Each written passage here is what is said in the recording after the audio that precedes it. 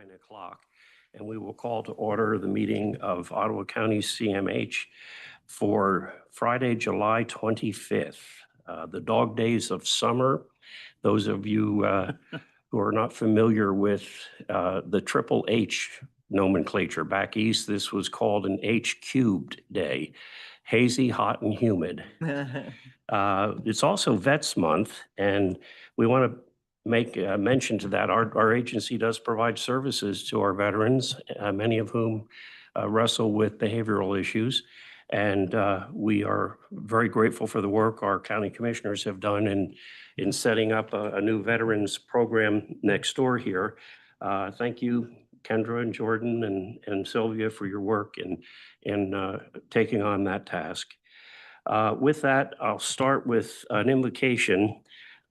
There's something I ran across this recently at the Freedom Village Vespers Committee for the residents who are there in their various rehab programs. They publish a little weekly devotional guide, and it struck me as being appropriate here. They quote St. Francis of Assisi's prayer that you're probably all familiar with.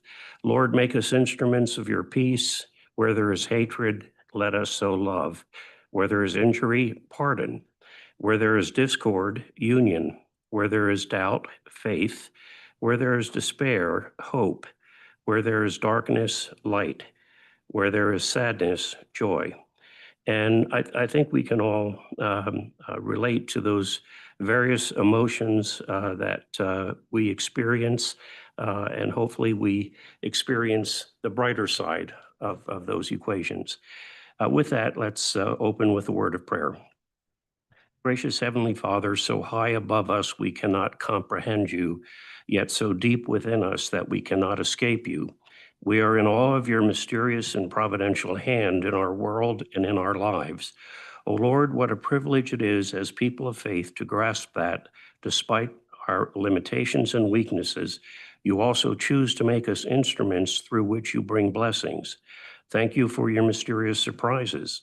Open our hearts and minds to know your marvelous work for us, in us, and through us. In Jesus' name we pray. Amen. Amen. And if you are able, please stand for the Pledge of Allegiance. I pledge allegiance to the flag of the United States of America and to the republic for which it stands, one nation, under God, indivisible, with liberty and justice for all. Our mission and statement, vision statement are listed on the agenda. You're probably all familiar with that. And I should also note we have with us today as a special guest, Mary Marlotte Dumas, who's the CEO of our LRE, Region 10, and she will be participating later on the agenda with a presentation. With that, we are open for public comment. Please state your name and your township or city of residence, and try to keep to 3 minutes if you possibly can.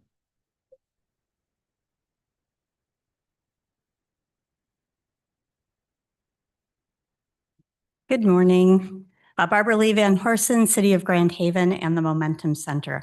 I want to start by expressing my appreciation for those of you who attended or who helped spread the word about our open house at our new Holland location at Central Park Church.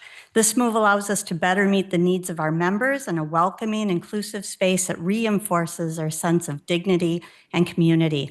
It's a step forward, not just for us, but for everyone in Holland who believes that mental health support doesn't stop at clinical care. And that's the heart of why I'm here today. There are still those who question the role of the Momentum Center in behavioral health, who believe that what we do is extra, optional, or outside the scope of what really matters. I'd like to offer a different lens. We are not a replacement for therapy, and we are not a clinical provider.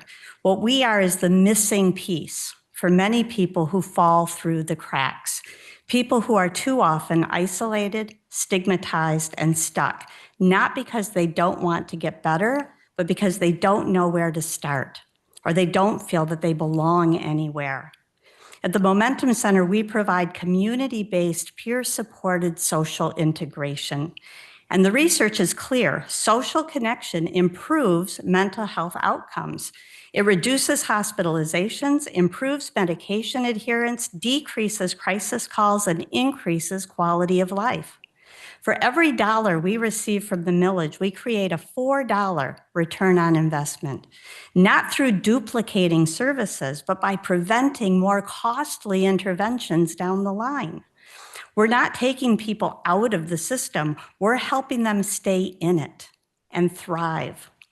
So today I'm inviting you not only to visit us at our new home in Central Park Church, but to join us for Homecoming with a Heart, taking place on Saturday, September 6th at the Midtown Center in Holland. This event's more than a fundraiser. It's an embodiment of what we believe, that mental health is a community responsibility. Homecoming with a Heart brings together our members and the public in an evening of celebration, storytelling, and belonging. It's where walls come down, relationships form, and stigma gets replaced with solidarity.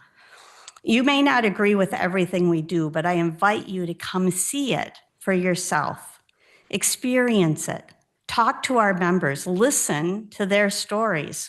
Because once you do, it becomes very hard to walk away unchanged. Thank you for your time and keeping an open mind, as was indicated our invocation today. We look forward to welcoming you both to our new space and to Homecoming with a Heart. I'm going to leave flyers. Thank you, Barbara Lee. Anyone else? Do we have anyone online? Nope. Okay. And we will move on to the approval of the agenda. We'd like a motion to approve it, please. So moved. Support. Any discussion on the agenda? If not, by voice vote, all those in favor of approving the agenda, respond by saying aye. Aye. Opposed, same sign. Motion carries.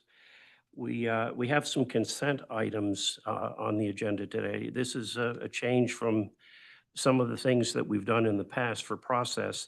And just since we're doing something new with our committee agendas and information presented to the board, I want to make a note here from Robert's rules. When we get to this part of the agenda, the presiding officer first asks whether any member wants to remove any item from the consent agenda. The items are usually numbered or lettered, and the member simply states which number he or she would like removed. No explanation is necessary. A member would ask to remove an item if that member wanted to discuss it, ask questions on it, or have a separate vote on it.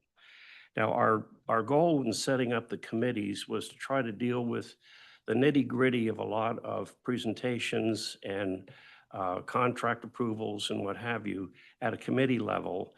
All the board members have an opportunity to either review the agenda in advance, participate at the meetings, or ask questions prior to the meeting if they have them. So hopefully this will streamline a lot of that happening at the regular board meetings. But with that, we will ask for a motion to approve the consent items listed. So moved. Support. Okay, would anyone like anything removed from the consent agenda? If not, we will have a roll call for the vote on the consent items.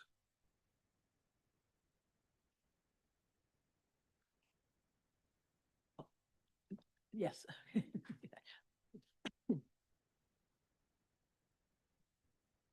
Yes. Yes. Yes.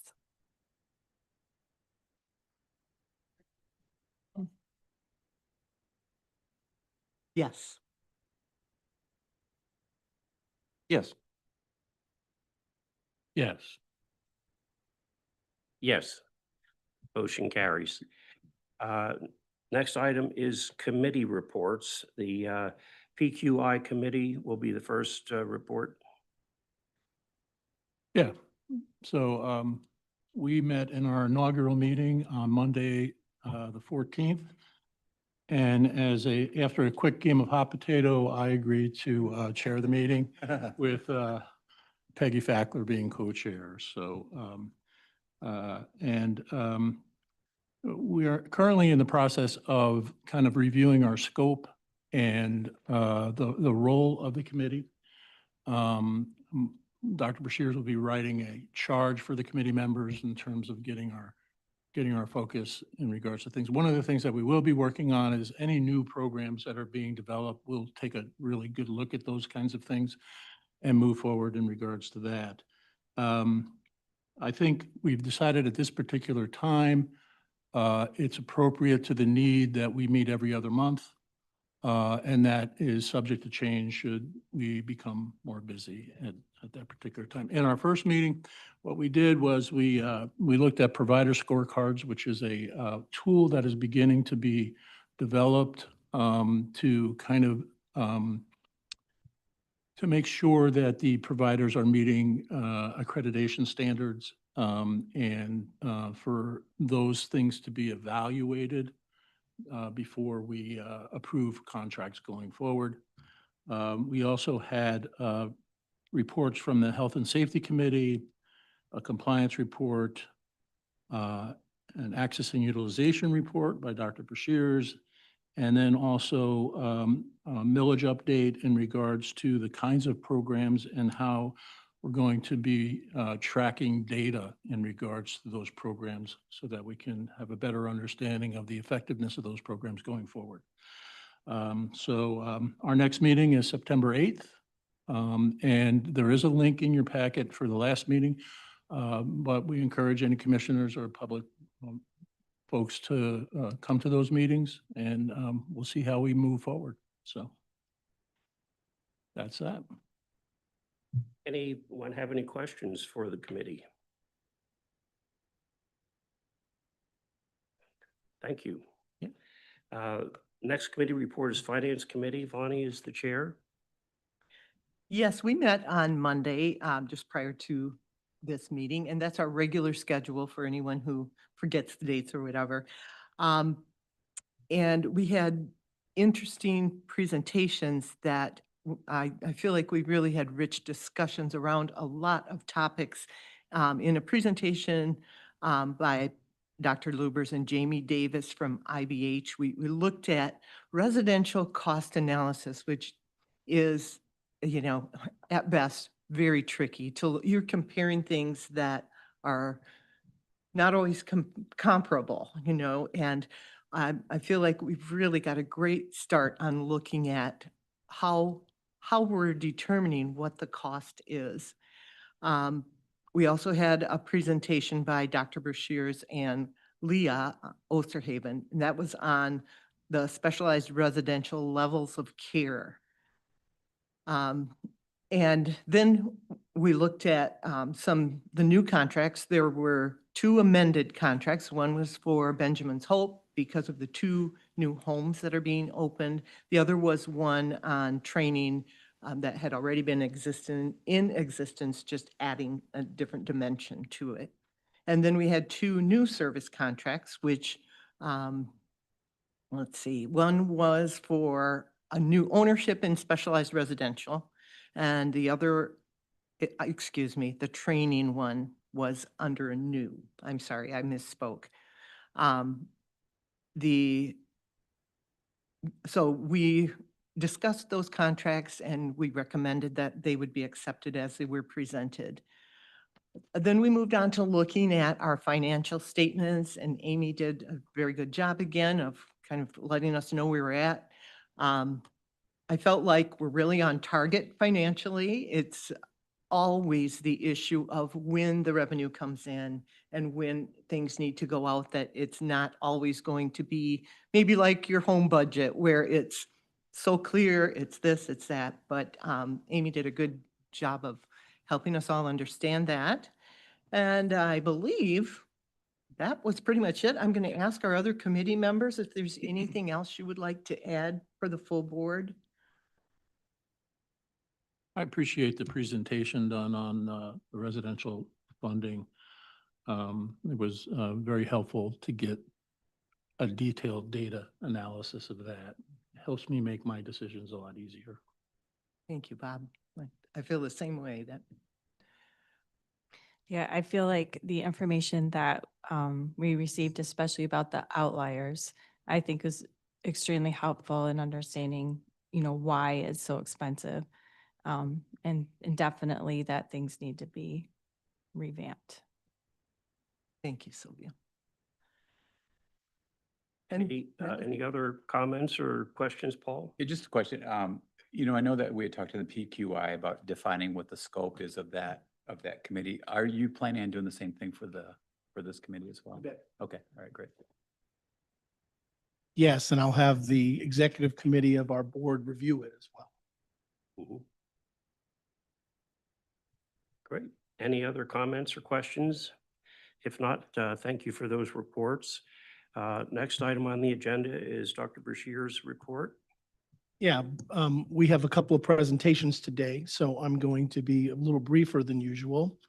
My remarks will be captured in the minutes for public consumption, so I do not have a handout today. So first, the committees that we have. I'll tell you, we're diving deep in. I mean, these things are going hour and a half, 2 hours, full board, and I encourage the public, anybody else, to review those links, those materials.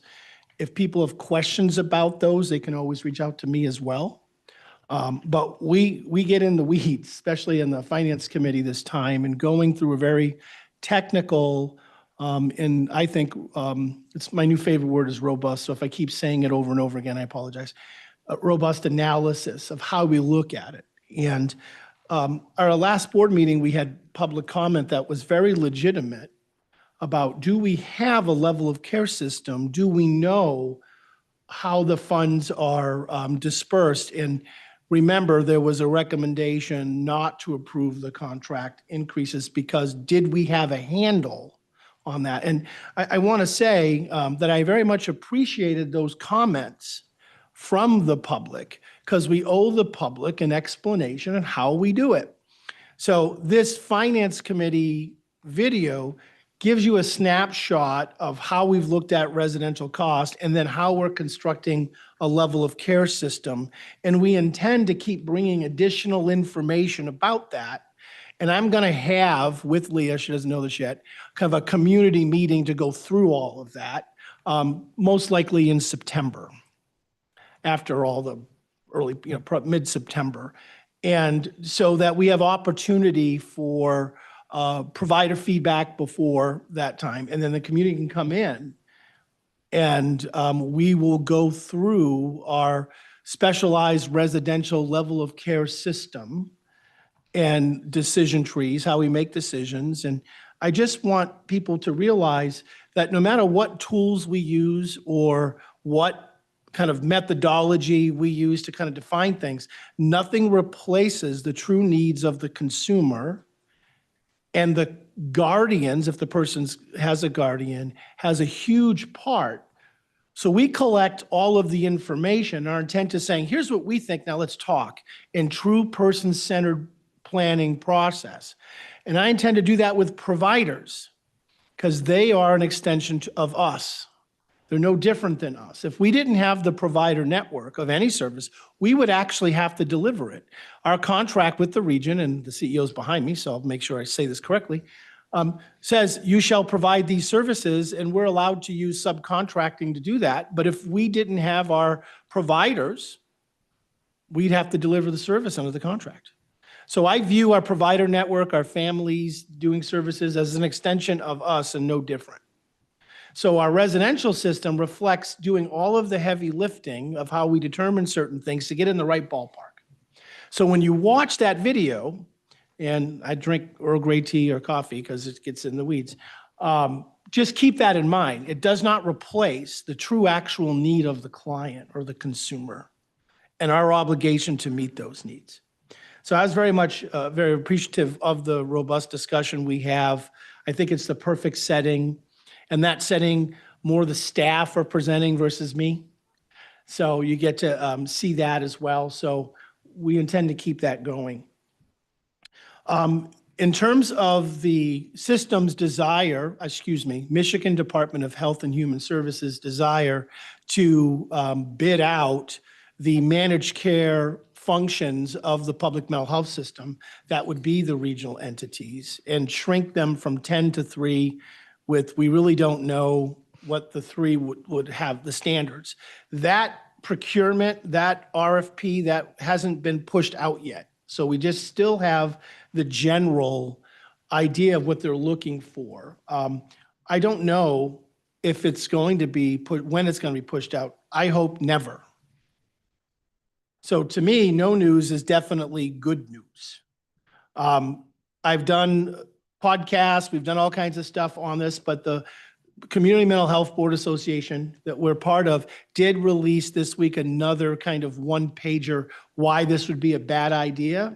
And I will make sure that the board gets that and we release it to the public and talk about it. It's the same points that I've mentioned many times. And I wish I was being dramatic in saying this, but if the state gets its way in its general terms, it will be the end of community mental health as you know it. We will not be a manager of Medicaid services at all.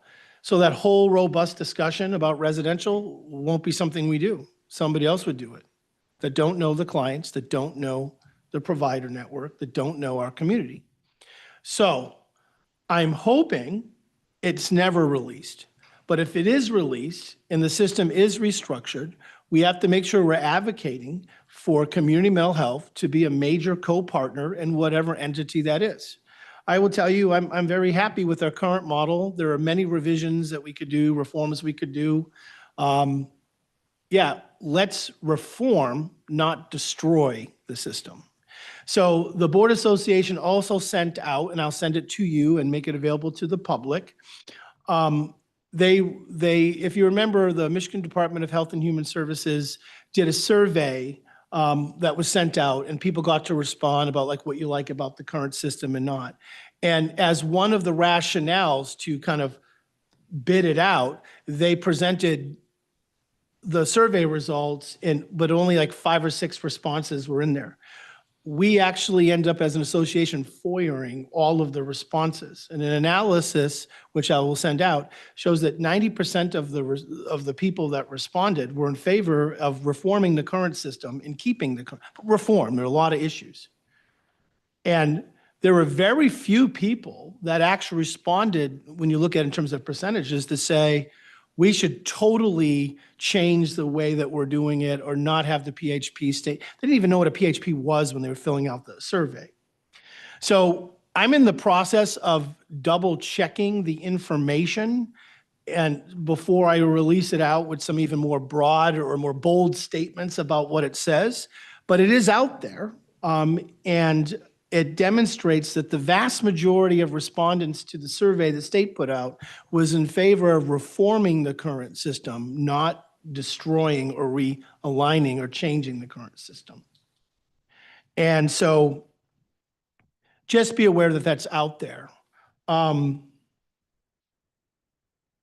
of the things that I wanted to mention, and I got verification this morning, is, you know how we did advocacy as a state, and specifically this CMH, to have part of the $200 million that the state was with, not the state, the Michigan Department of Health and Human Services was withholding from the CMH system. Please remember, the legislators in our state did their job and appropriated the appropriate amount of money. And so that $140 million, 140 of the 200 was pushed out. Our portion in Ottawa is actually going to be 2.59 million, just got it from Stacia this morning, in additional revenue. Now, please know that that's the increase in traditional Medicaid. As you know how our budget works, we have this whole CCBHC thing that offsets the whole thing.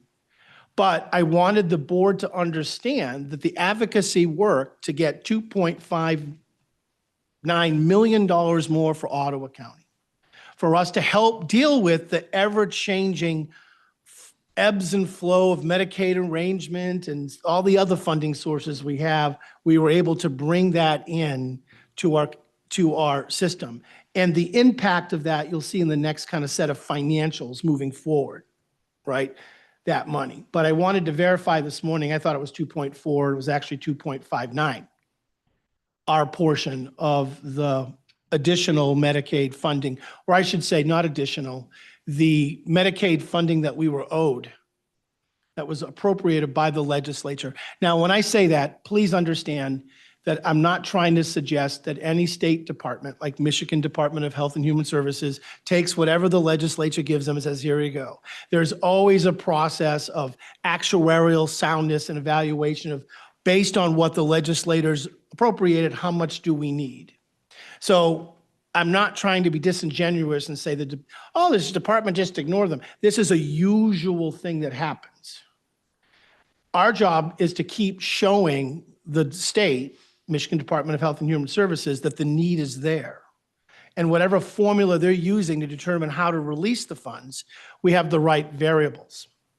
One of them is ensuring that residential costs or other high costs are built in to the thinking of how much money we need.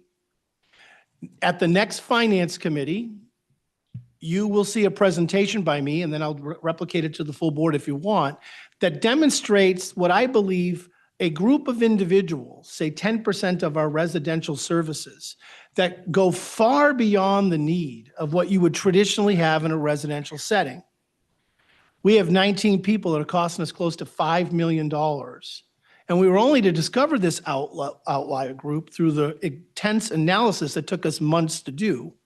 I intend to show this data to the region to see if other CMHs in our region have similar kind of similar issue. Is this indeed another level of care that's not funded? Then the region can tell that to the state, and we can have discussions about this subgroup of people whose services are so great that they would no doubt be in an institution if they weren't in the community. So just to let the board know where I'm going with that is to demonstrate that due to multiple variables, there's a group of individuals that it's my belief go far beyond what you would normally think happens in a traditional specialized residential home. And in the Finance Committee from last month, you get a discussion on that. I intend to do that and bring it forward this month for that group and invite all of you to watch it. Can I ask one question? on Please that? do. Yeah, ask any question you want. So, so it sounds like 140 of the 200 million has been pushed out. Is there any hope of that remaining 60? Yeah, you know, there's a lot of discussion that's happening related to that. You know, there's still certain things that I won't speak for the region, but the region is, like I say, well, the region has asked the state, like, well, did you actually put in things like, you know, certain things that we thought were in the rate already, like pass-through dollars for the DCW workers and things like that. And they're still kind of going and looking at that. Our hope is to get it, and you can get it after the fact. I mean, they can go back after the fact. It's a lot more complicated, and we'd rather do it now. So yes, the advocacy continues, but it starts off, Director Rhodey, it starts off with me saying, does the state or even our own region know what our true cost or need is? And as an organization, I want us to become a leader in determining that, because it's my belief we haven't necessarily even told our own region consistently what our true cost of care is for a lot of these services. Even the services that are provided by families that have people like in their home with natural supports coming. And we've kind of used a methodology of balance the budget at any cost, millage, grants, this. And sometimes that can hide the true cost of Medicaid services. So that's why I try to isolate them and say, now what? Before we go to other, it's called waterfalling, other funding sources. Because if we don't tell the regional entity in the state our true Medicaid costs, they don't think we need it. Right. In a financial sense. And so that's why at times you'll see me do things like, yeah, the Medicaid deficit is growing. It's still within the realm of what the region helps us with, by the way. But it's actually giving us the right information to both the region and the state of what we really need for Medicaid. Which is needed long-term, so future budgets build it in. Yes, because if not, because they rebase it every 2 years, we didn't give them the wrong data. Well, we think Ottawa doesn't need as much per person because look at the cost. So I'm kind of I'm perseverating on that issue a lot for good reason. It's the right service with the right funding source for the right people for the right reasons. And I literally write that down when I'm kind of going through that. Is this service funded correctly? Is it in the right bucket? When do we change buckets? Does the people know that inform how much we need in each bucket, what our true need is? And by the way, I do that with the county too. Right, so that's a response. I mean, I'll take any questions on what I've talked about thus far, because I'm not going to add too much more because we have some presentations. Any other questions on what I've been talking about in my report? Now, in the committees, there's a lot more discussion about internal Ottawa County CMH things, and I'll make sure in my reports I still highlight some of those. Because I can kind of go, well, all right, you can watch those and hear what the one, but that's why we're going to have a program presentation here. And the intent for the full board for these is to get an overview of like a whole division of care. Today we have family services. In the future, at the PQI committee, you might get a sub-program of one of those things, like home-based services come in. So here will be the general big review of big systems of care. And in the committees, you'll have the specific reviews of specific programs, sub-programs within those divisions that we can all watch. So, and we'll see how that goes, if you like that. Or if you're like, no, you'd rather have just everybody come here or not. So that concludes my report. I'll take any questions.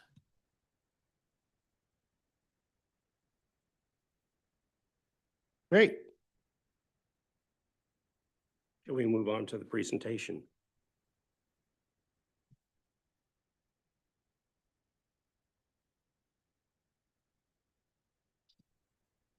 All right. I can't wait to hear if you like it or not, because if Yeah. you don't like it, it might be a little directed, but no. Right. Let me try to figure out I loved it. I already reviewed it.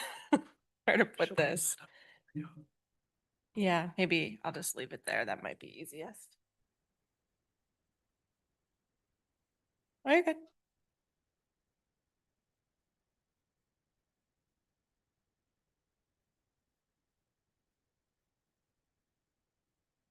I can go off of this too if.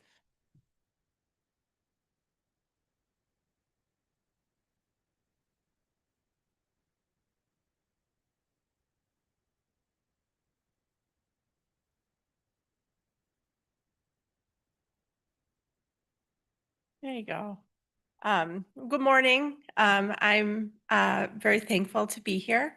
My name is Katie Klausing. Just a little history about me. This is kind of my second stint at Community Mental Health. I worked here in 2010 through 2016 and oversaw services for adults with intellectual developmental disabilities. So there's familiar faces here. I left CMH at the time. I had younger kiddos, and so I did about 7 years in the school system. And now I am back, and I have the privilege of overseeing services for children here at Ottawa County. Our division is called Family Services, which can sometimes be confusing, but truly Children's Services is about supporting the whole family unit. And so we are family services. We are our mission, I guess you could say, is we're family driven, but youth guided. So the youth is in the center of that kind of speaking, but we support that whole family unit. Family services, again, it's our version of person-centered planning, but with a youth voice. One of the differences about children's services is that we update treatment plans every 90 days because services for kids changes and the needs change pretty rapidly. So while the plan might be good for a year, we are meeting with families every 90 days to update that plan. Do I switch this, Amanda? Or I click her? You might have to do it.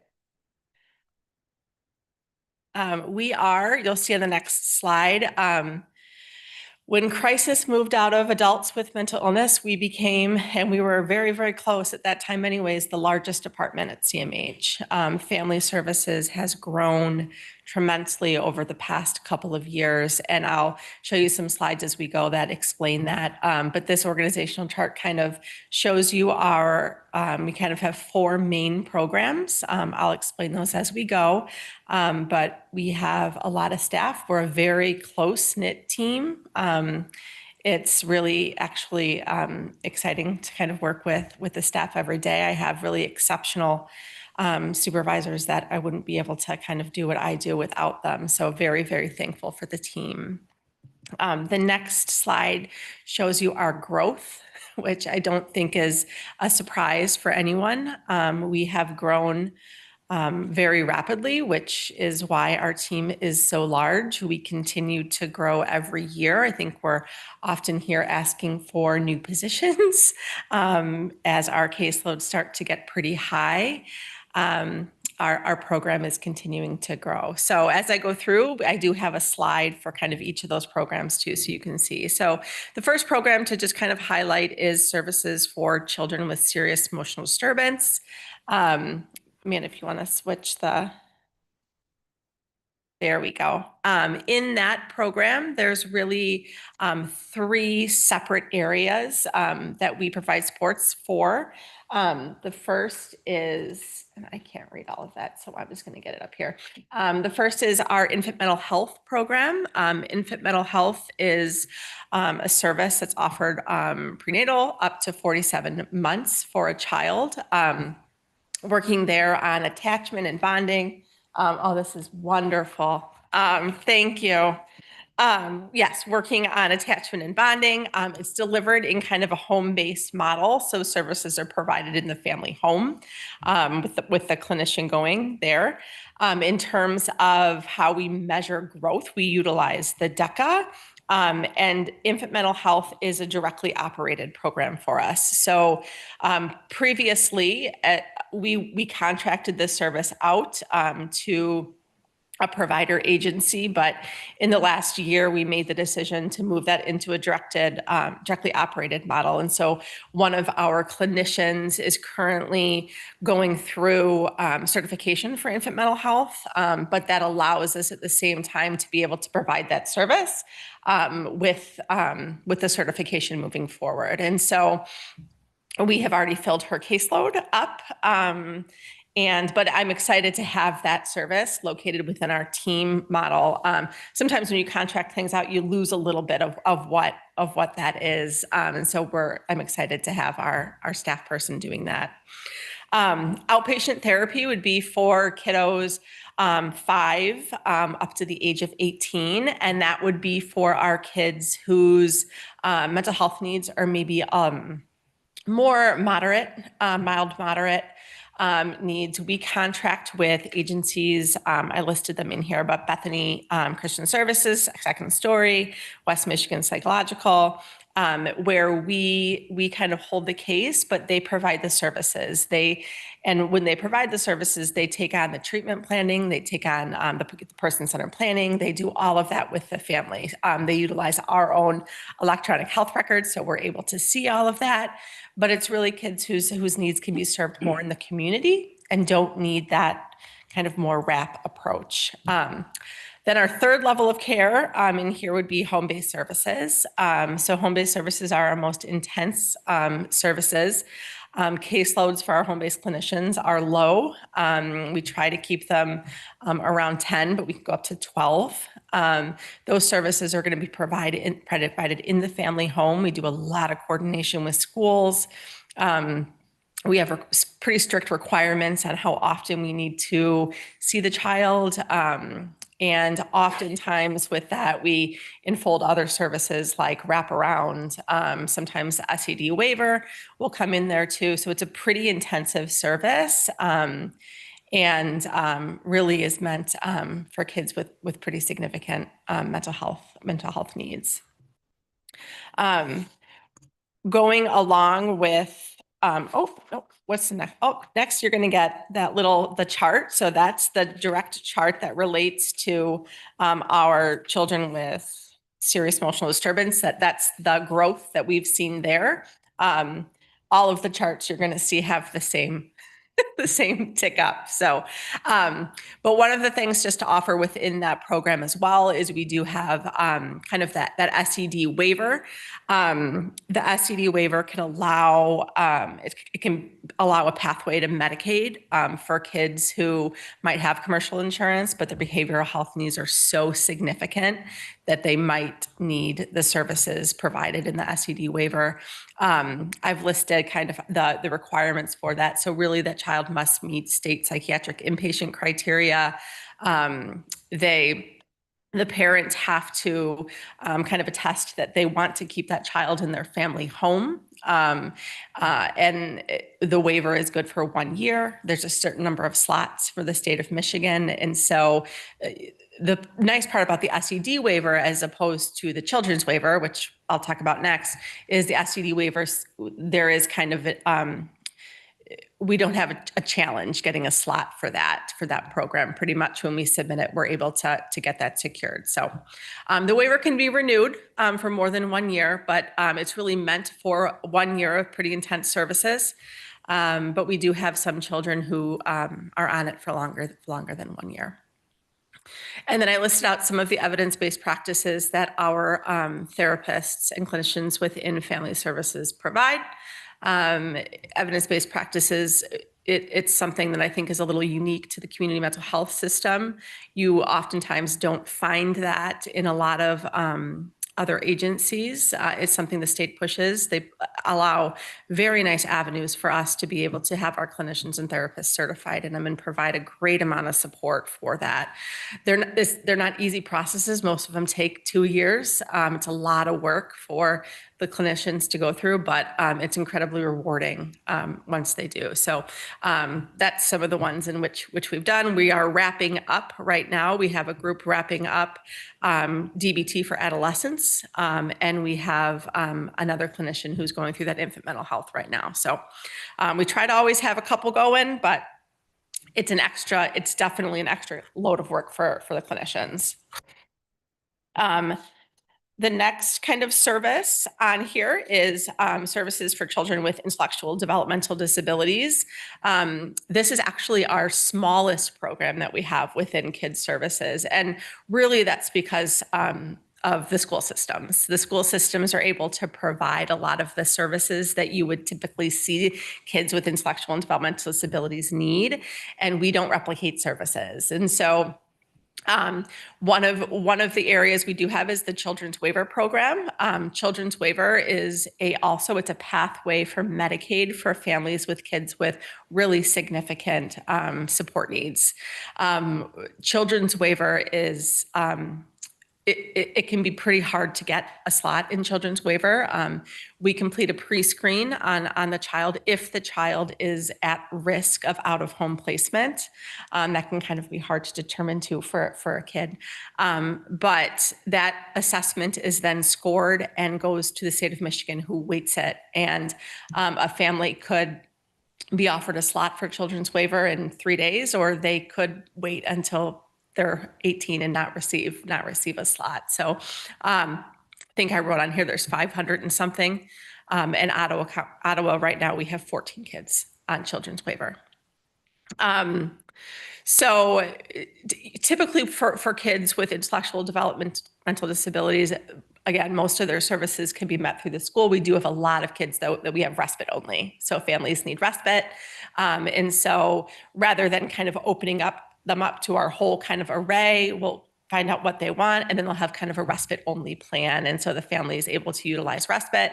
And then if there are other needs that come up, we certainly work with the families, and we work with the schools as well. But the schools provide really pretty great services, so we don't have to do a lot of work there.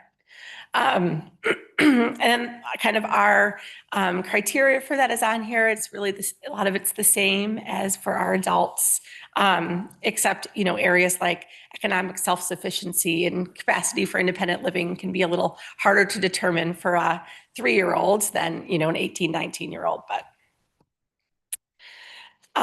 next is substance use disorder. This is also a pretty small department for us. It doesn't mean that we don't have many, many kids in our services that also struggle with substance use. It just means that their mental health is primary and substance use is kind of co-occurring with that. Substance use, what I'm talking here is really just kids whose primary is substance use disorder. So it's a small number. We have 8, actually we have 9 because we made a referral on another child recently. So there's 9 who receive their services. We contract with Samaritas and Wedgwood to provide those services. We send a direct referral and then they take kind of the whole wraparound for it. So they provide the therapy, the psychiatry, the case management, all of that together, and then the substance use services as well. So really great partnership there. The next one, which I don't, oh, see, it comes up better there. The next one is autism, which I know that there's lots of questions about. The graph, it formatted weird on here, but the graph is just like all the other ones that you've seen. It's growing very, very rapidly. It is obviously our fastest growing program. 60% of our budget for family services, which is a pretty small budget anyways, goes directly towards autism services. But I just wanted to talk for a minute kind of about the process for autism. I know there's been questions about that. So what happens is a child or a family schedules an access screening with our access staff. If they already have a autism evaluation on file with, you know, the certified tests in which you need, then they would kind of move into the next step, which I'll talk about, but most don't have that. Our access department completes a social communication questionnaire, which it's kind of like a pass-fail, and it's looking at some of those developmental markers. It's if the child has scores of 15 or higher on that, then they are kind of they need further evaluation for whether or not autism might be present. The threshold for that assessment, I think we have a lot of kiddos that come in that there's a lot of developmental stuff that happens. And so what's true autism symptoms might mimic some developmental stuff. And so the threshold, that's where you see the numbers of like 99% of the kids coming in that front door. It doesn't mean that they end up in our services. It just means that they've passed that first go around at access and now they've come to us. So if they pass that, we open them. We do something different from a lot of other CMHs. We actually open them up and assign them a supports coordinator, whereas some other agencies will kind of, until they get that full evaluation back, they will kind of just leave them on kind of a waiting list until they confirm whether or not that yes or no there is autism. We actually open them up, assign them a supports coordinator, so they're at least getting that case management service. Once they're in there, the family selects the agency in which they want to do the autism testing. We have, I think, 3 right now, agencies that provide that. Wait times vary greatly based on what the family chooses. And it's all family preference. So we could probably get somebody in for an autism evaluation with one agency in 1 month. Another agency might be a year. It depends truly on what the family decides. After that evaluation comes back and either confirms the presence of autism or perhaps it's something else. If it's something else, maybe it's a service that we also provide and that kid can just transfer programs. If it's not, then we would close the child, prefer community resources, whatever else the service they would be. If they do, then we move, sorry, I'm going to grab it. Hopefully, all right, hopefully that gets better. Almost there. So the The family, then we meet with the family again, and the family selects a agency that they want to work with. We contract with 17 different agencies right now to provide that. That's growing every day. You know, we have shortages in certain areas. Some agencies, if the child is 5 years old, not in school, and wants daytime hours, you're going to get in tomorrow. If the child needs after school hours in perhaps the northeast part of the county, we're going to struggle a little bit trying to get that service. A lot of agencies don't do evening hours. That's hard as we're trying to bring in new providers. That's always something that we're asking is you know, can you work with older children and can you work after school hours? Because that's a big need. But the number of hours provided for ABA truly depend on the BCBA evaluation that comes out of the agency in which they choose. So we take that information from that agency, and then we authorize those hours. So again, ABA wait times can vary. The family is in complete control of the agency in which they select. But really, age of a child, unfortunately, does impact the availability and quickness of services. ABA cannot, we don't provide it during school hours if the student is of school age. And so those, you know, really for kids 6 and older, those services have to be provided after school. Some families have a preference that they want those services provided in a center-based program where they're dropping the child off, and then other families prefer the ABA worker to be in their home. It's very individualized for the child. Those autism evaluations occur every 3 years, although I think that is getting dropped. I did hear that. So the ABA benefit goes up until the age of 21. And so kids can stay in at 21. And then a lot of times for our youth with autism, some decide at the age of 18, if they meet criteria for services for adults with intellectual development disabilities, to transition around 18. Some stay with us till 21. Depends on what works best for the family and really what their transition goals are. So that's kind of a little bit about autism. Definitely keeps growing. We are the only, if a child has Medicaid, they have to come to our door for autism. That's kind of just the way in which it was set up. So the next slide is just kind of next steps. And you know, Michael asked me, what does next steps mean? And what it means is, do people exit community mental health at any time, and what happens? So next steps for SED youth, if they would no longer meet our assessment tools, CAFAS is what we utilize. If their CAFAS score drops below a certain point, that means really, truly, this kid has met their goals and they're ready for community. They're ready for community services, or perhaps their diagnosis goes in remission. If they're over the age of 18, again, for autism, it's 21. For children with intellectual developmental disabilities, do they meet criteria for our adults with intellectual disabilities program?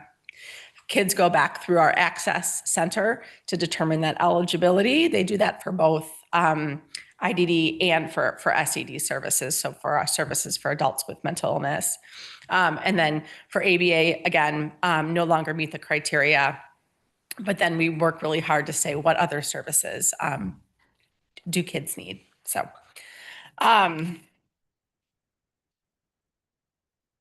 then, other way. And then I would just wanted to highlight some of the other services that we have. They didn't necessarily fit in to these areas, but we offer, these are all the services that are available for kids within our program. So youth peer parent support partner are fabulous services, people that wrap around the kids and or families. We have an amazing nurse practitioner that joined us about 6 months ago from DeVos. She's wonderful. Respite is a big one, community living supports, and then wraparound, just to name a couple. So we also operate parent cafes monthly, which have been very, very well attended. And we've actually received some really nice feedback about them. So MC3 Services is a partnership that we do where community doctors can phone our MC3 program and get connected with a psychiatrist to answer some specific questions on medication management if they're trying to prescribe for somebody who might be a little bit outside of their typical realm. So mobile crisis is something I've spoken on before too. That's our program from 5 p.m. until midnight, Monday through Friday. We have a dedicated line. We have a clinician and a support staff that are on call. That's open to anybody. You do not have to receive CMH services, any child.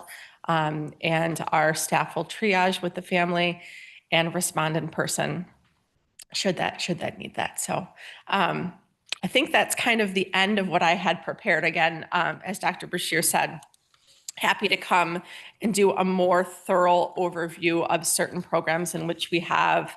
I'm just touching the surface here on kind of family services. But again, a huge thank you to the staff who do this. Their hearts are huge, and it's a privilege for me to work with them every day. So questions, if anyone has one. Yeah. Yeah, I have a few questions. First of all, obviously you're engaging in evidence-based treatment. Are you collecting data on outcomes? We are. Yep, Okay, we so are. that's excellent. Yep. Most of those evidence-based practices require us to to collect and upload into a system. Right, and then the other question I have, and this might be more appropriate for Dr. Brashears to answer, is I see that utilization is almost doubled since the year 2020. Yet you have 4 vacancies in your organizational chart, actually 5, one's a clerk. How are those issues being dealt with? What's your caseload, and are you able to handle those kinds of things? So I actually have some really good news about that, but Good. it's kind of a miracle, to be honest, because we have had those vacancies for a while. And unfortunately, what happens when we have those vacancies is that kids with high CAFAS needs, high needs are served in outpatient, as opposed to we raise that threshold for what that number is when truly what we want to do is lower that number. We have been able to hire we have 2 and hopefully 3 new home-based therapists, which fills those vacancies. Those vacancies have been there for about a year. And so we had a group walk in that was incredibly promising. And one of them have started. I didn't update that because I took that off the official thing, and you got to get there. But there are other vacancies that are really challenges. And I think it's a great conversation. And Dr. Brashears and I have talked about that. And I don't know if you want to add anything. Sure.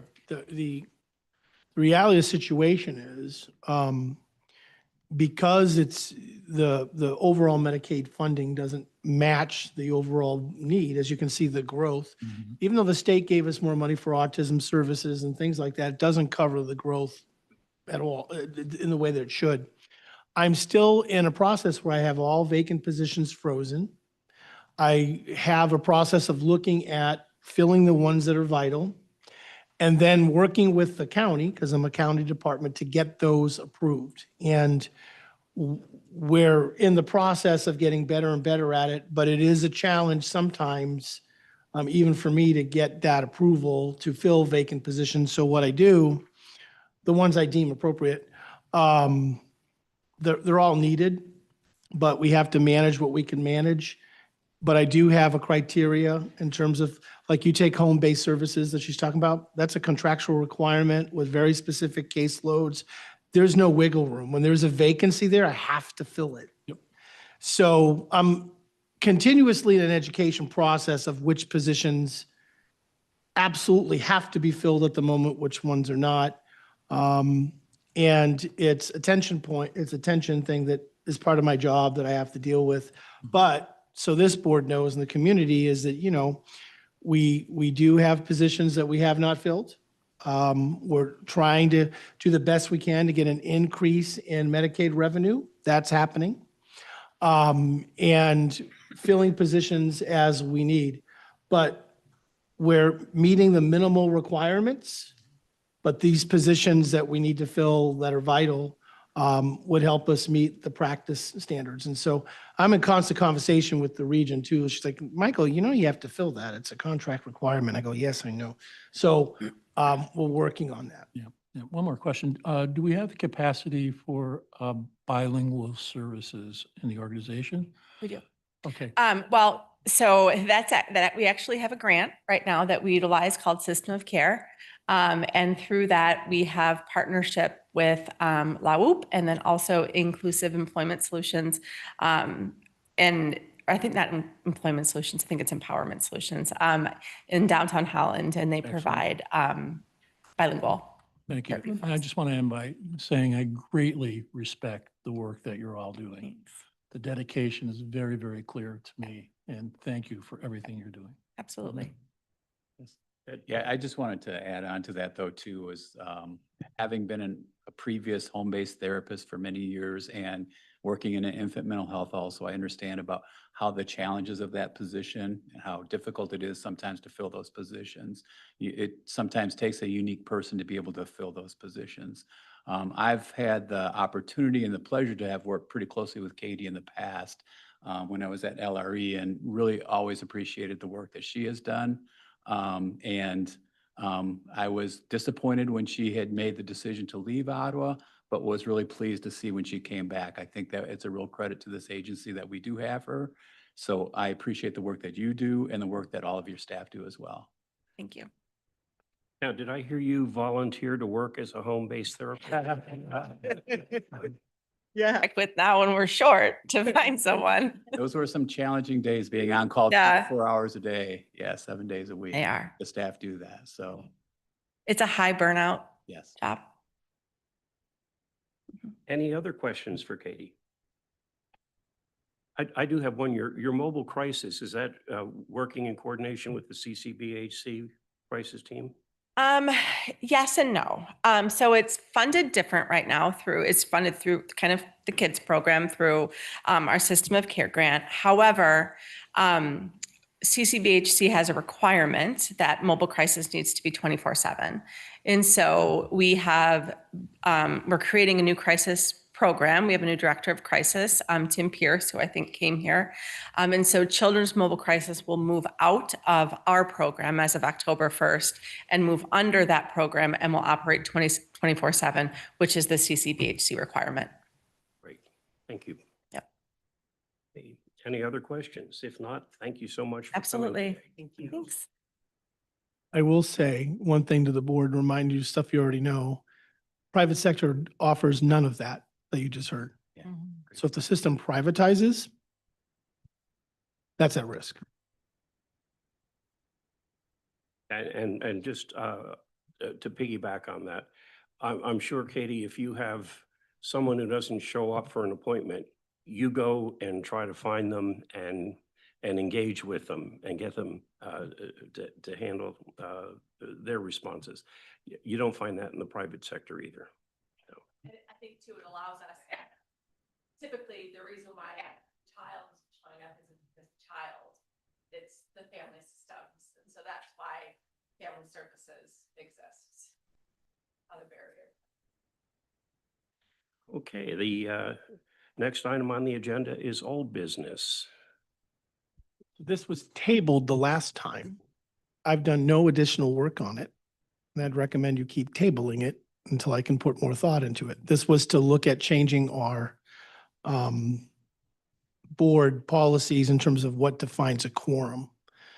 And reflecting on it, I think the current language is adequate. But we did have, I did have a recommendation to change it from a number to a percentage. But in looking through it, I need more time to figure out more of the implications of doing that simple task to present to, say, the executive committee and then the board to review. But it was tabled last time and we didn't know what to do with it. We keep bringing it back up. or, that's why it's on there. Okay, I think we can entertain a motion to table it for a future meeting.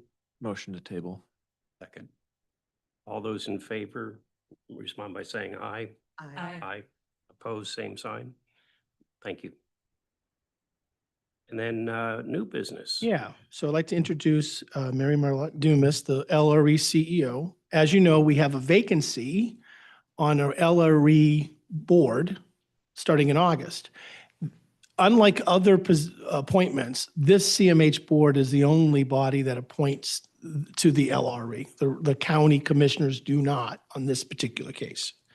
And so we have a vacancy. Sarah Hogan from Benjamin's Hope served with distinction and has decided not to say that she'd be staying on, do some other things. And she did an amazing job for us on the board, and we're proud to have her served, but we need to fill it. And so I'm talking to Mary, I'm like, hey, why don't you come and explain what it is, the commitment, and anything else you'd like to tell the CMH board. I will tell you in the year, it'll be the year on the 30th of this month that I've been back as the permanent director. I've had nothing but cooperation and partnership with Mary personally in the LRE. They have been extremely transparent in advocacy and what's going on with the neural system. And Mary and I can have tough conversations, but it's never personal. Mary has a long, distinguished career in the community mental health system, especially at the PHP level, which is close to 20 years, I think. I don't want to say you've worked that long, but I think it's that. And the most important fact that you need to know is we both graduated high school the same year, 1988. So I often call her 88. But so it's my pleasure to have Mary go over the requirements of this position, and then you can decide if one of you want to be on the board or we can find another person to appoint. So Mary? Thank you, Michael.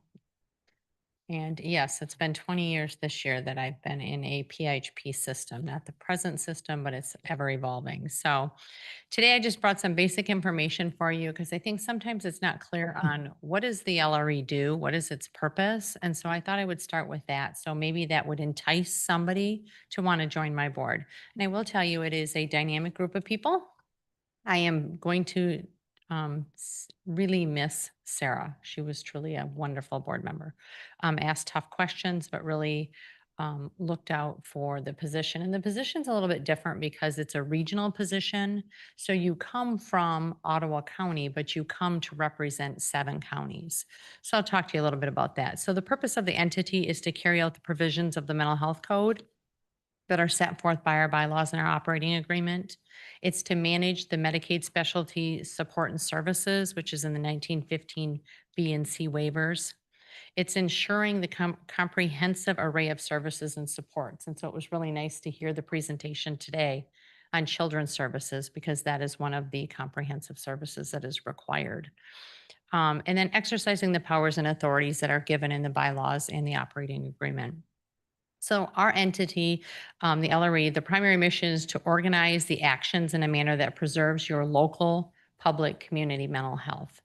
And we are about keeping services at this level and keeping, I don't want to use the word control, but to keep it a partnership with all of you. It's to ensure access to Medicaid services, which we do through the CMH service program, and to support the delivery of local accountable healthcare services. Who knows better than what's going on in Ottawa County than Ottawa County CMH? I'm somewhat removed. I'm in Muskegon as an office, but I'm not ingrained in this community and know the needs. So the board of directors, the business, property, and affairs of the entity are managed by the board of directors. The board of the entity shall be a policy board. It's not an operational board. It governs through policy. They shall not directly operate the entity. It's to determine the policy for me as the CEO to carry that out. The board of directors shall consist of 5 directors, so it's 3 per county. So as you know, you have 1 open. And so we also look for individuals that are primary or secondary consumers, as we want to include those served on our board. And you must have a primary residence in Ottawa County. The director shall not be employed by the state of Michigan. I don't know that anybody would want that at present time. You also cannot be an employee of community mental health. As I look at Mr. Duff over there, you also cannot be an employee of another PIHP. The director shall not be a party to a contract with the CMH for administering or benefiting financially, and they shall not serve in a policy-making position if they were at a provider level. So the terms are, we staggered them initially, 1, 2, and 3 years. We're almost on a 3-year rotation with everybody now. And so sometimes it's a little fearful for people, but if you choose to get off before your term, then we're able to accommodate that as well. So the entity board of directors have a commitment to cultivate a sense of group responsibility. And that is, as I was mentioning, you come to the board and you kind of take off your Ottawa County hat and you put on a regional hat. Like you make a decision for 7 counties, 5 CMHs on what's best for all, which leads to some pretty passionate conversations at times. But it really is what makes the region stronger, because at times when somebody else has extra money, somebody else is struggling for money. And if you were a standalone, you wouldn't have that pooling of the funds. It also gives us the ability to pool resources and to pool expertise. Direct control and inspire the organization through careful establishment of broad written policies to be carried out. The board is responsible to enforce upon itself whatever discipline is needed to govern with excellence. We want the board to have a commitment to continuing development of their education as well as the orientation of new board members. And they will monitor and report progress on their own accomplishments within our board of directors. So the monthly time commitment, we have a work session about 8 months out of the year. It lasts about 1 hour. It occurs on the same day as the board meeting. And so we do, if you are able to come to both, and if you're not, we don't judge you. But we usually provide you some type of incentive like food, because we want to have you to have good food for thought for your board meeting. So the work session usually runs 11 to 12. We have lunch usually 12 to 1, and then the board meeting starts at 1, and it lasts 2 hours. So most months it's about a 3-hour commitment of actually in person. And I would say to prep, it's probably 1 to 2 hours to read through the board packet. If you're comfortable reading through board packets, you'll probably do it in less period of time. In the first couple months, I usually encourage you to spend 30 to 60 minutes with me through an orientation process. So it's not a huge commitment, but it is a commitment. I will tell you, we have great board members. It's grown substantially in the past 1.5 years as far as just the bonding and working together, and kind of, we went through the norming, storming, and forming as all groups do. And as our group rolls over new people, there's a little bit of that continually and always will happen. But if anybody would like to join me, I would love to have somebody. If not, I'm sure Michael will dig out a community board member as well. So do you have any questions for me? Just Mary, currently, so there's 5 CMHs that make up LRE, and is Ottawa the only board that does not have representation directly from the board of directors? Let me think, but I'm pretty sure I have at least one. We did have a board member, Dave Pardon was doing both, but he's Yeah. not on. So technically, right now, no. But Mm-hmm. we did a couple months ago. Right, right. So it is a little bit of influx, and I forget Dave's not on your board anymore. So in my mind, he still is. But yeah, so I think all of my other boards have board members off their CMH board. And given the changes that are coming up and what's been proposed by the state of Michigan, I mean, currently we have the opportunity to participate and be a part of this. What's being proposed is that we would not have that ability to do that in the future, as far as that representation from the board or from the community. Mhm. That's why I feel that I'd like to encourage my fellow peers in here to become a board member on LRE. I think it's a vital time that we are a part of this. We do have representation already from 2 members from the community. I do think it's really, really important to have representation from this group here though, too.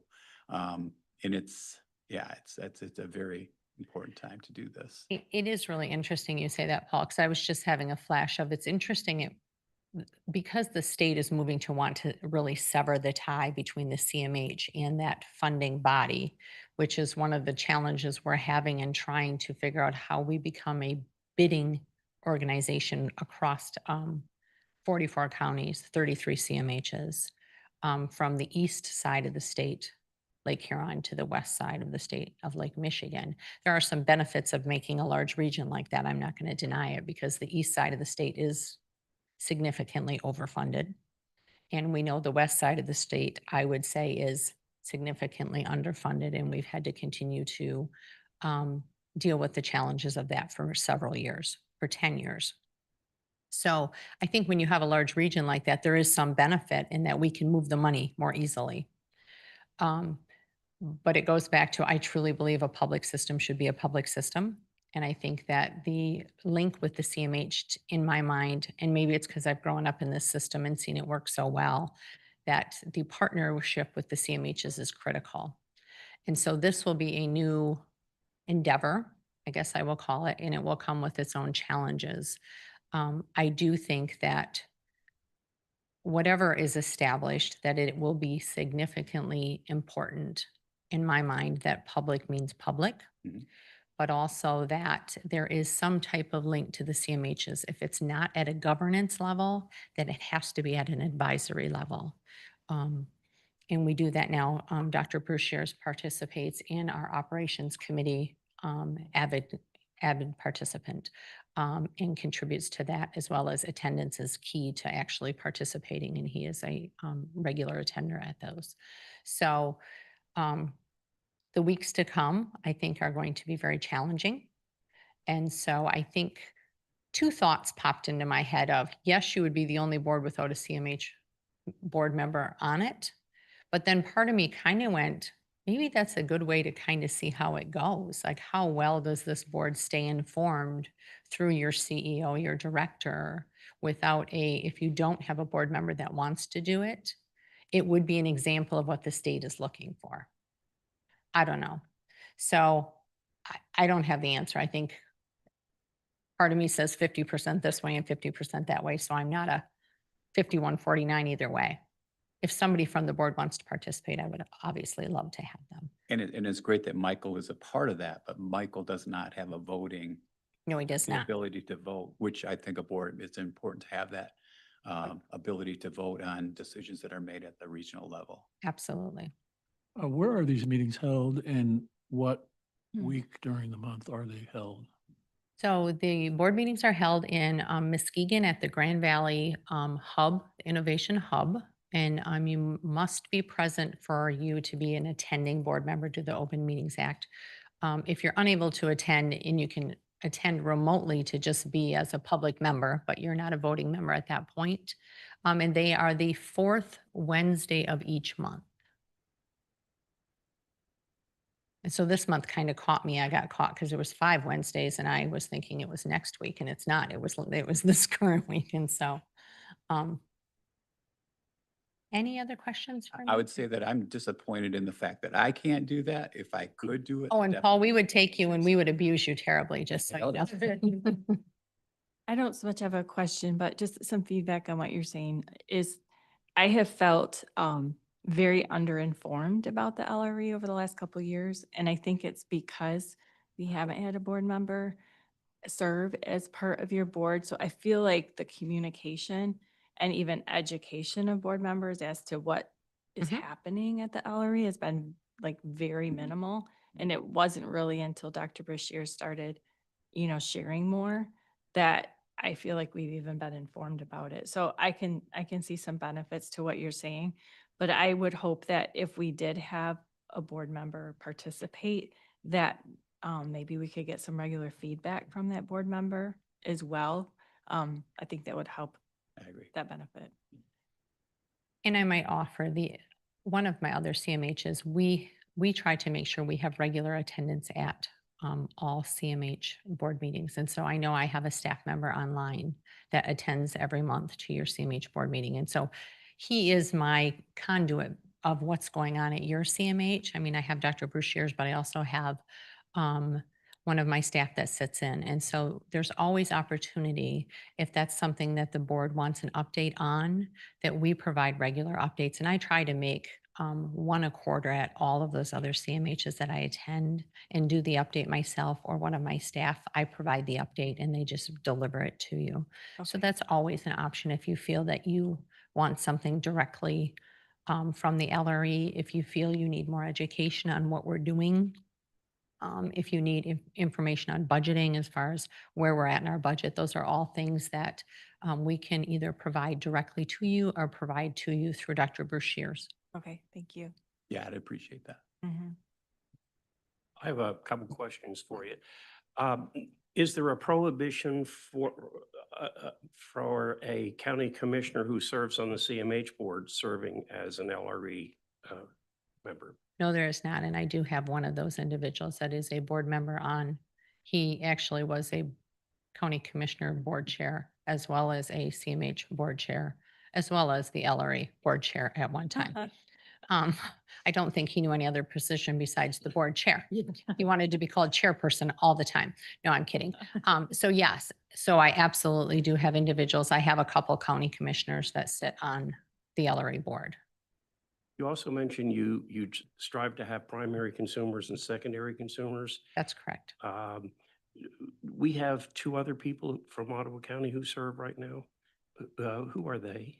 Richard Canton and Dave Parnham. Okay. So David is still serving. Great. Mhm. And Richard Canton is a former board member of this CMH board and a secondary consumer. Correct. Yeah. So you can wear more than one hat and you guys do that well.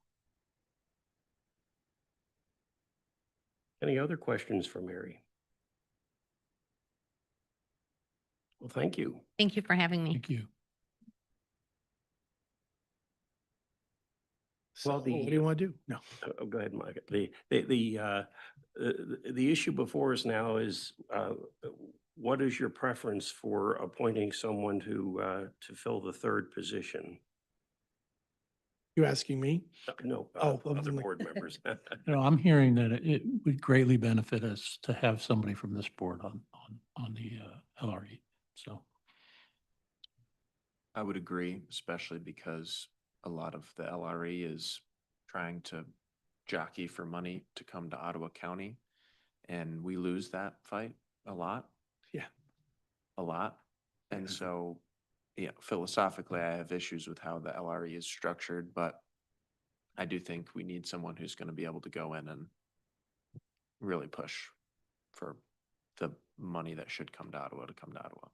And I would offer to do it, but I am employed by the state of Michigan, unfortunately. Right.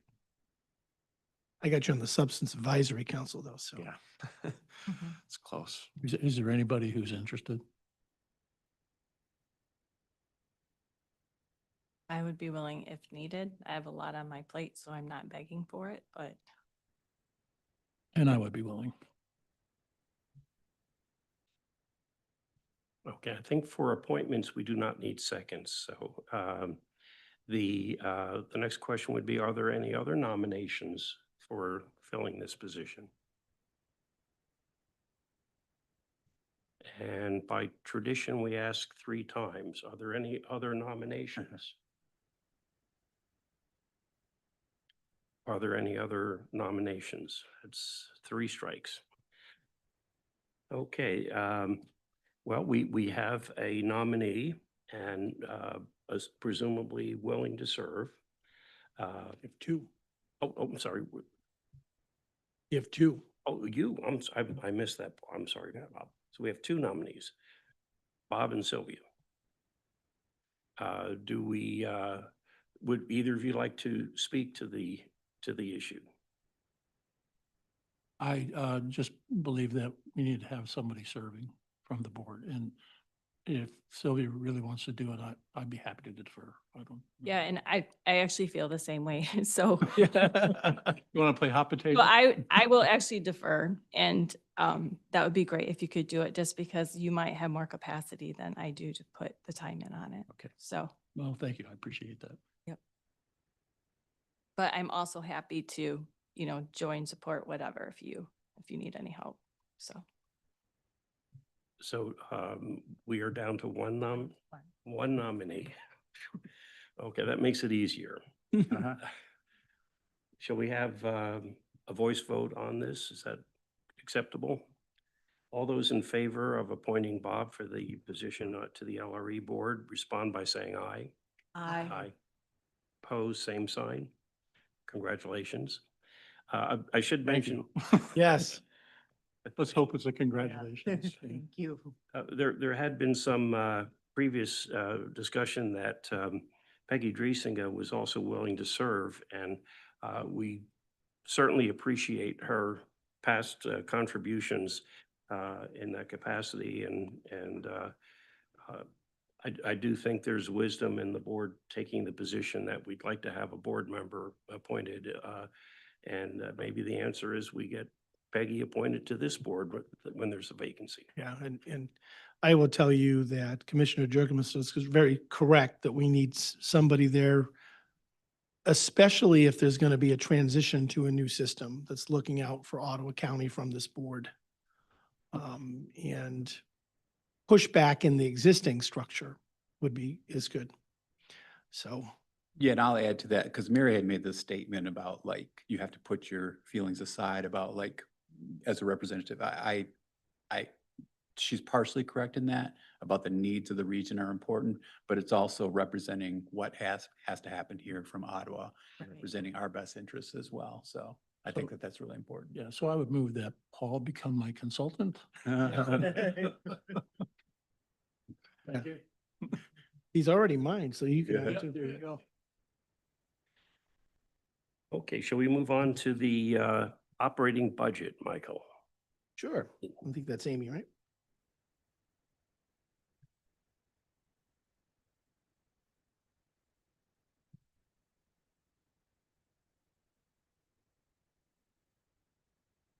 Yeah.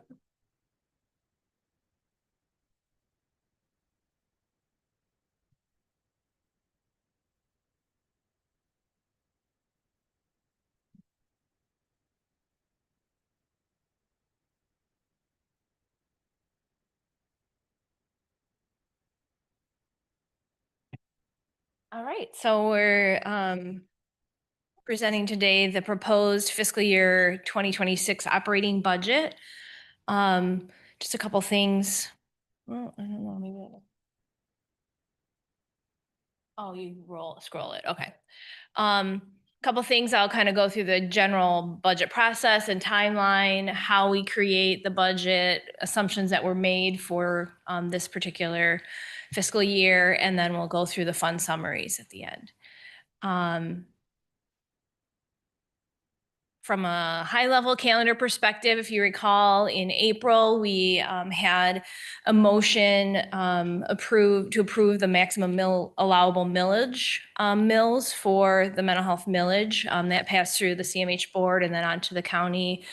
And that number was then set for our tax rate for 2025, which will fund our 2026 fiscal year millage.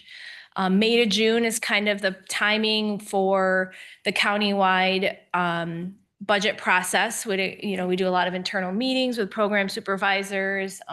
Michael's, gathering information at the regional level. We're doing program reviews. All the budget entries are made into our general ledger.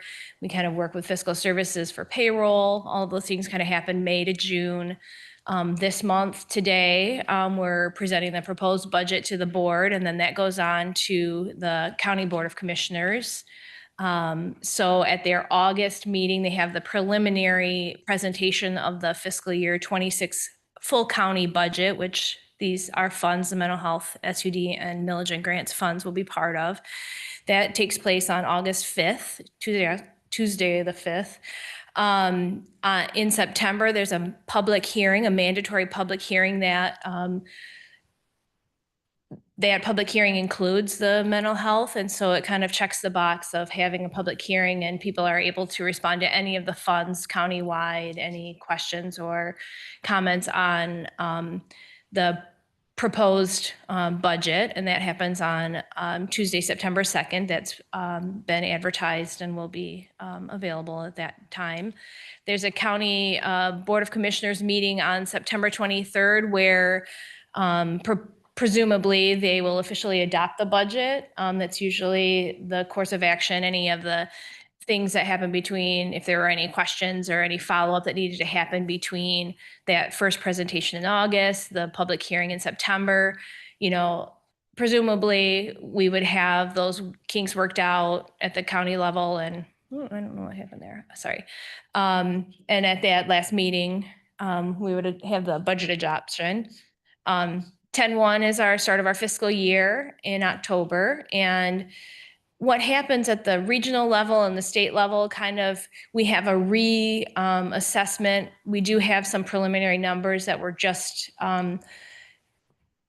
distributed for revenues to kind of help with developing our spending plan at the regional level, which we base on our proposed budget that will be presented today. But by the end of November, kind of things have settled in. The state's budget presumably would be approved and we would have more targeted numbers. And so the LRA does a more formalized projection, which is kind of to tie to when they make that first payment in our fiscal year 2026. So kind of a long timeline. And as you know, you've seen a lot of variables that change and develop. So I think November is the time where we really feel more confidence in what our revenues are going to be. Some of that time in the first month, we may not post some of the new positions and just kind of see and make sure that we're in line with revenue projections and everything. So that's the timeline. We have a team of people that work on putting the budget together itself. So for this fiscal year, our assistant fiscal financial manager, Nick, did all the entries for the revenues. That's a big part of the money that we can spend. We have to figure that out first. So we have a lot of detail that we put together and he does all the entries in our general ledger. We have payroll is done at the county level, and that's kind of based on positions that are authorized within the funds. And we work with fiscal to make sure they're coded to the correct cost centers, and then all those entries for all the payroll and all the fringe, all the HR benefits and things are entered, and they apply any, COLAs or health insurance, unilaterally at the county level. Our operating expenses, we have an accountant within CMH, within my fiscal team that does all the internal operating expenses, things like general supplies, equipment, mileage, travel, things like that. And then we have a budget audit analyst that does more of the contracting expenses. So some of those external contracts with our providers.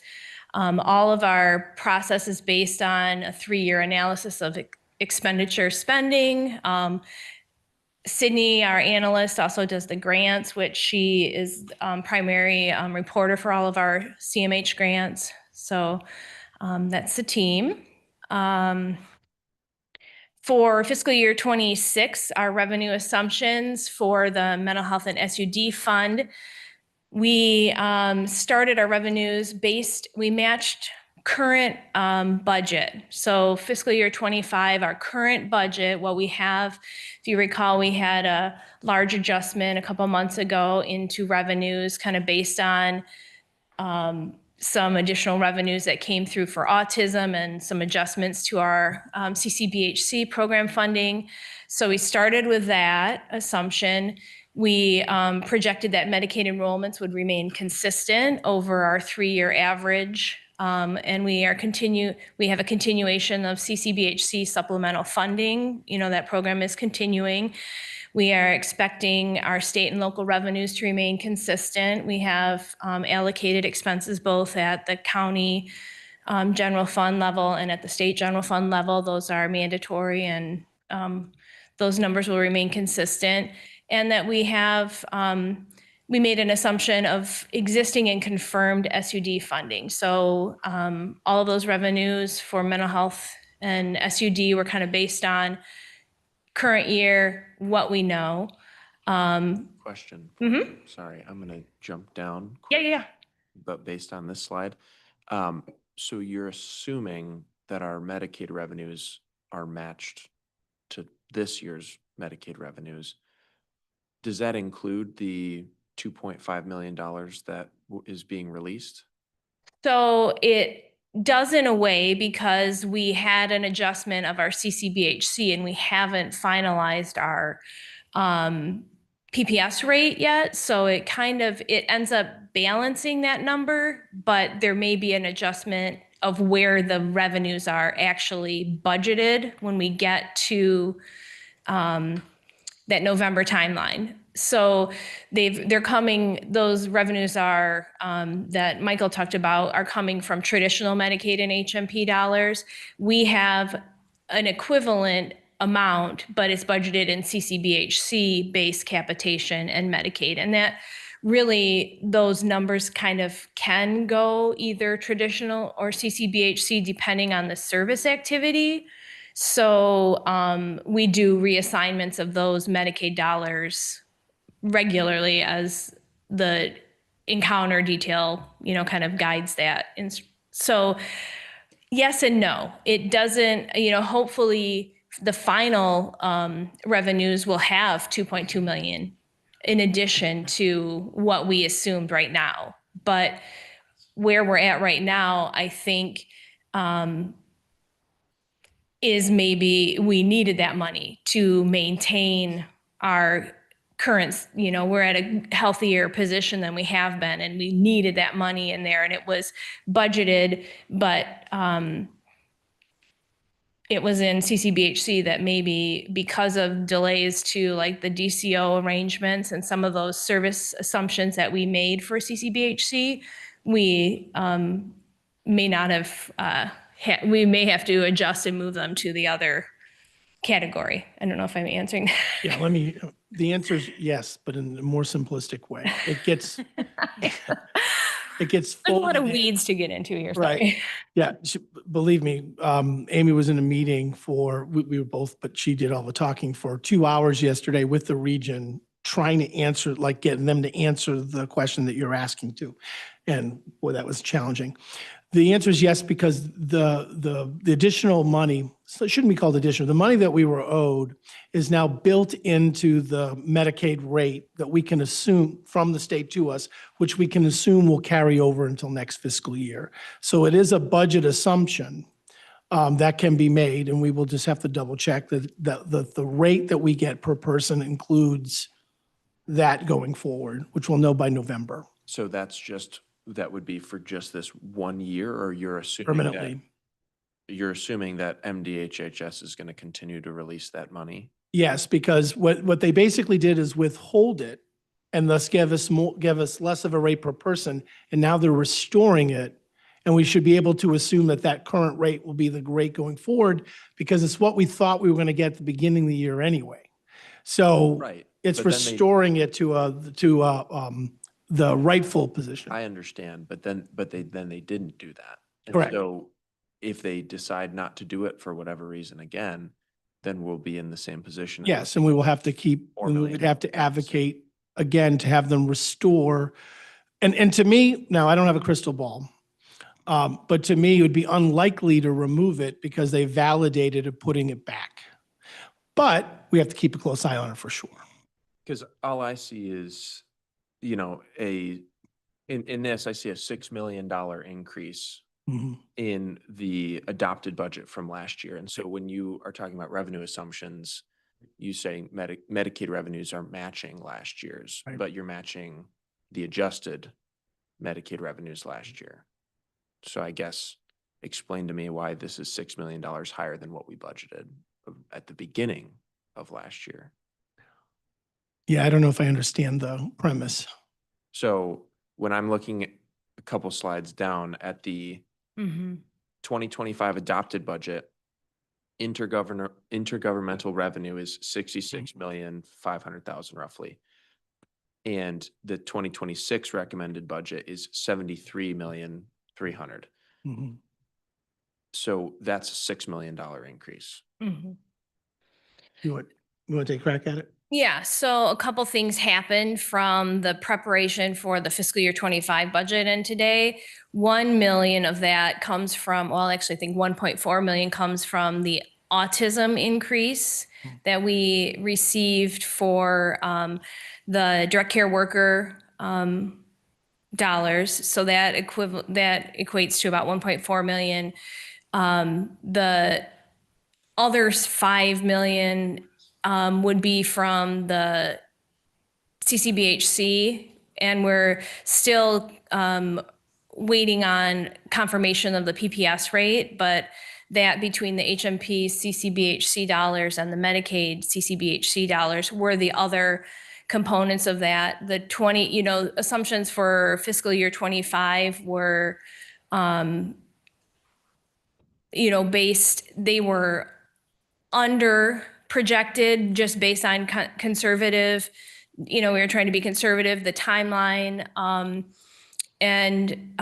We had no preliminary numbers from the LRA until very late. So we put together a budget that was based on, at the time when the public health unwind was happening. So we were being very conservative. We didn't expect to have enrollments consistent. We didn't have any CCBHC data. So some of those factors kind of led to a low budget at the start. If you follow the combined regional FSR, you'll kind of see where the revenues have increased steadily for organizations. So we're matching kind of what the LRE is seeing as those increases. And plus we had a $4 million deficit that we didn't see until the very end after the budget of 24 was ended. So all of those factors, we needed to budget for that money. We're projecting that we'll get it in these ways. It's kind of working with the expenditures and trying to, draw the revenues in based on actual activity. So those are some of the factors that happened timing wise. And I'm not one to scoff at, if we have increased revenue, that's great. I just Yeah. want to make sure, if we do have extra revenue, that our first reaction isn't to just spend it all, right? In light of these budgetary concerns. I see 2024 intergovernmental actual is 67 million. And then the next year we adopted a $66 million budget. But now, we're looking at a $72 million actual, but we're adopting a $73 million budget. Sure. So we're increasing when last year we decreased. And I don't think the system's getting any less vague. So that's my only concern. That makes sense. Right? Well, and I think, a big thing to keep in mind is that one, we're basing it on expenditures, not on available revenues, because as Dr. Brashears has talked about, these are the services that we're providing. These are mandated. These are the things that we have to be doing. And so it's really more about costing the service and not basing it on the revenue as much, which I know from my budget mind's like, ugh. But if these services are required, that have to be funded. This is what we're assuming it would cost to fund the services at the level of delivery that we have. If we don't get those revenues, that's a tough decision. We've done that before where we've cut a large portion of staff and we've reduced services greatly. This is a budget that's saying we don't want to be doing that. I think the county passed a millage to say we don't want to be doing that. We want to have money for services. So that's kind of how, yeah. It is a huge jump, but those were some of the factors. I hope that. Yeah, that's helpful. Yeah. So getting back to the millage and grants fund, and the other thing is, any revenue we don't keep, it just goes back. So we're spending it all. So we want to have a good number of what we're going to spend so that we know what the revenue should be. And we will have a cost settlement pretty soon because that was our meeting yesterday. So a couple other things I thought of. Okay. Assumptions for the revenue for millage and grants fund. The Treasury is projecting a tax increase of about $250,000. We are projecting a continuing fund balance of about $4 million for that fund, and existing and confirming grants funding is all budgeted within those revenues. For the, oh yeah, go ahead. Could I, I'm not sure it fits exactly in where we are, but for revenue assumptions, you've projected Medicaid enrollments remain consistent. With the big beautiful bill out there, probably affecting TANF registrations, we can expect that there will be a reduction in the number of TANF eligible Medicaid recipients here in Ottawa County. Is that taken into account in your projections, or is that still an unknown that could be a gotcha? I would say it's an unknown. You know, some of those details came to light during and after the whole process, and it's kind of hard to right the ship in that time based on like commentary that's not founded on numbers. So yes and no. And I think organizationally and operationally, you know, at the national level, all of those factors will impact Medicaid at some level, and we'll all have to adjust accordingly. But it is something, you know, obviously it's in the news, we're aware of it. As far as building a budget, it was something that I don't think was even on the radar until mid, you know, and revenues are the first thing that we put in. So it was, you know, some of the timing of that. Again, it's kind of, you know, the timeline's a little. Yeah, and then, and most of those, not all go into effect in the 2027 budget. So we'll have to keep an eye on that. The biggest risk we have is the constant re-enrollment of people on Medicaid. If it goes to at least twice a year, there's rumors it'll be quarterly. That's going to be the biggest impact to us in terms of who stays on Medicaid. But the majority of it will impact 2027, and before then we'll be able to see more of the impact and each state's response to it. Is it possible, if it ends up being more of a worst case scenario, that we then take the issue back to the state and say we need to look at a new way of figuring how we allocate this out to the counties? Okay. Yeah, because like I said before, we're serving probably between 6 and 8% of the Medicaid population. That's not going to change if you change the requirements for people outside of those groups. And that's what this tries to do, right? Yeah. And so the advocacy is fund the system based on the actual historic needs versus the number of enrollees. Because we're always going to have, not always, you can't say that. It's projected in my mind that the same 6 to 8% of type of individuals in Medicaid are going to come to CMH for services. In fact, the system assumes that 94% of people in Medicaid won't show up. So it's a flawed model to begin with. So to me, there's a fixed cost for that percentage of Medicaid people that we see already, that we know the population demographics. And so it's moving away from total number of eligibles to historically what percentage or utilization rate you have in your county, and has that changed, moving it that way. And that's what I'm trying to do, starting to put that together for both the state and within whoever is managing at the regional level. Because right now in our own region, Ottawa's a loser basing it on per month per Medicaid eligible versus historic needs of our clients and the cost, which it used to be years back, that our Medicaid was based on historic cost and the acuity of the people that we're serving versus just numbers. So there's a way to do it that stays within federal guidelines, and that will have to be the advocacy. Because if, as a society, we say less people should be on Medicaid, our folks don't change much. You could shrink Medicaid by 40% and we would still have the same 6 to 8 to 10% of the folks coming, because we serve people with the most severe conditions. So that would have to be, no, is it legal? How do you do it? But that's the advocacy piece that we'd have to do, is fund the behavioral health system based on the actual cost of care and need and prevalence rates versus total of enrollees. Because when you think about it, it suggests that people in Medicaid have the same mental health need across the board, and they don't. We're a subspecialty carve-out program focusing on the most severe.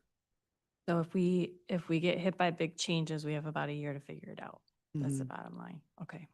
Yeah, contingency planning, I'm big on, like starting to think of, all right, what are the alternatives and what are the impacts, and then getting people um, far smarter than me to verify and look through it. But we're already working on that because we have to protect the percentage of Medicaid people we serve currently. Because our funding gets decreased for them, even though that number doesn't change, it goes up. Yeah. So we'll see more and more of the Medicaid population if they keep shrinking it from the outer end in, and it's not going to keep pace with the actual cost of care, which makes all of this really hard to figure out. Mhm. So, Yeah, and then the way that what they're proposing and doing is that, if there is a significant decrease in those that are on Medicaid, the system, the way that it is currently, is just not sustainable. Yeah. But it also increases the general fund population then too, Right. because if you cannot, if we're going to be losing people because of the amount of times that they have to reapply for Medicaid, which we would anticipate Yeah. that there's going to be a loss of those. Yeah. Now you've got persons that do not have any insurance out there that will still require receiving yeah, service. and our state general fund we're talking about Correct. is, between $4 and $5 million a year. Right. It's nothing. I mean, that may sound like a lot of money, but that doesn't even cover the gap Mhm. of people falling off Medicaid. Mhm. And we use that general fund to pay for all hospitalizations primarily that people don't have Medicaid or regular or public insurance, private insurance. And that, And state hospitalization. yeah. So it shifts it. A question on that, though. Presumably, the DAB population will not shrink under changes to Medicaid Mhm. because they're permanently disabled and they're not Paperwork for renewal doesn't get done right. right.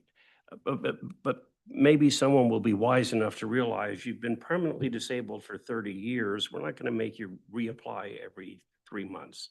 Right. But for the sake of argument, let's assume the DAB population stays pretty much as it is.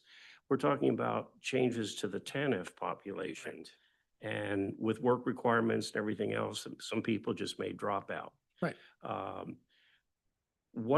How does that affect the total number of Medicaid dollars coming to the state from Washington? How does that affect the money we're using right now for services for the disabled, able, and blind? And if someone drops out of TANF who is receiving mental health services, could we then provide those same services to them now under the CCBHC program? And will that revenue stream be adequate to serve their needs? I mean, there are a lot of what Right, so the answer is negative, negative, don't know, and negative like impact for the state, negative impact to the current structure, right, that's managing it, negative in terms of the overall dollars we get. The interesting part is the relationship, and this is definitely in the weeds, between the relationship between CCBHC funding, which has a Medicaid component, for non-Medicaid participants in it, which they allow. No one has figured that out yet. And we're having tons of discussions of the impact of a decrease in Medicaid funding, meaning an increase in the utilization of CCBHC, which has a Medicaid component, by the way. I think it's kind of, I call it, it is one of the most complicated things I've ever had to learn is that whole funding with CCBHC. And there are continuous meetings every month with the state, with the CMHs that half my staff are in, and we're all going, does it really mean that? So it's going to have a negative impact. When somebody gets converted to general fund, meaning they lose their Medicaid, their benefit changes drastically. We only have to provide certain services with general fund dollars. Crisis services, assessment services. The danger is somebody in a residential setting or another high need center that's on Medicaid that loses it. We've been using general fund to supplement that until it's reestablished. It might take a month or two. So we have a general fund report we view every month internally, like, has this happened to folks? It happens already. So this would be even a huger problem because we don't want to say to, like, I don't know, Benjamin's Hope, you can't serve that person anymore because we don't have enough, the Medicaid fell off for a month because somebody in a different department, which we don't manage, didn't get it right. So there are times we use general fund to supplement the gap of people reestablishing on Medicaid. So if that happens, say 10 times more, it's unsustainable. We don't have enough general fund dollars to meet our general fund requirements and to use it in the gap, which we're allowed to do. State general fund I'm talking about. People understand that, not county general fund. So there's no good scenario with a reduction in Medicaid unless there's a reconceptualization of how Medicaid is distributed to the public mental health system, which I think is one of the intent the state's trying to think through with their reorganization. You know, like, can that help with that? Do we need as many layers? Those things are the questions they're trying to answer. But for me, some of the answers I just don't know. And just to take it another half step forward, the question that Jordan raised, looking at the numbers there for projected revenue, the 2025 amended budget is 72,694,000. The 26 recommended budget is only $650,000 higher. So based on the current amended budget, which reflects actual Medicaid funds coming in, we're not talking a dramatic increase for the next year. Right. Is that correct? Correct. But I think that what Commissioner Jordan was asking, are these assumptions valid to carry over, which is a very important question to answer. Because if it's based on assumptions that, oh, you got a one-time boost, you're going to say you're carrying it over, we could have a $4 million problem again. So message heard loud and clear. And that's why I deferred to my assumptions in the weeds person to answer it. But I appreciate both statements because both are accurately and both are true. The assumptions have to carry over, or why would you make them? If I'm understanding it. Yep, okay. And also just as a footnote to that, just because we budgeted $650,000 more in Medicaid income doesn't mean we will actually spend that if we don't have a bona fide need to spend it. You're only trying to project, and you're trying to match up expenses and income for a zero balance budget. Yeah. And it may mean we may not get it either with the changes. We're constantly doing this all year long. And then trying to manage the enterprise at the same time. Not a lot of business, well, I guess every business has that to some extent, you know, based on revenue levels. But in terms of forecasting models, it's darn near impossible, which you wouldn't run your house that way.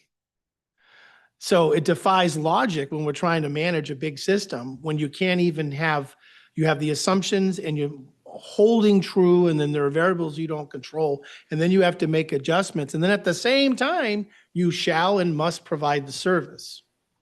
Okay. And you probably do want this to look as realistic as possible because right. you're taking it to the LRE Definitely. and the state, and they need to know what you need. Right.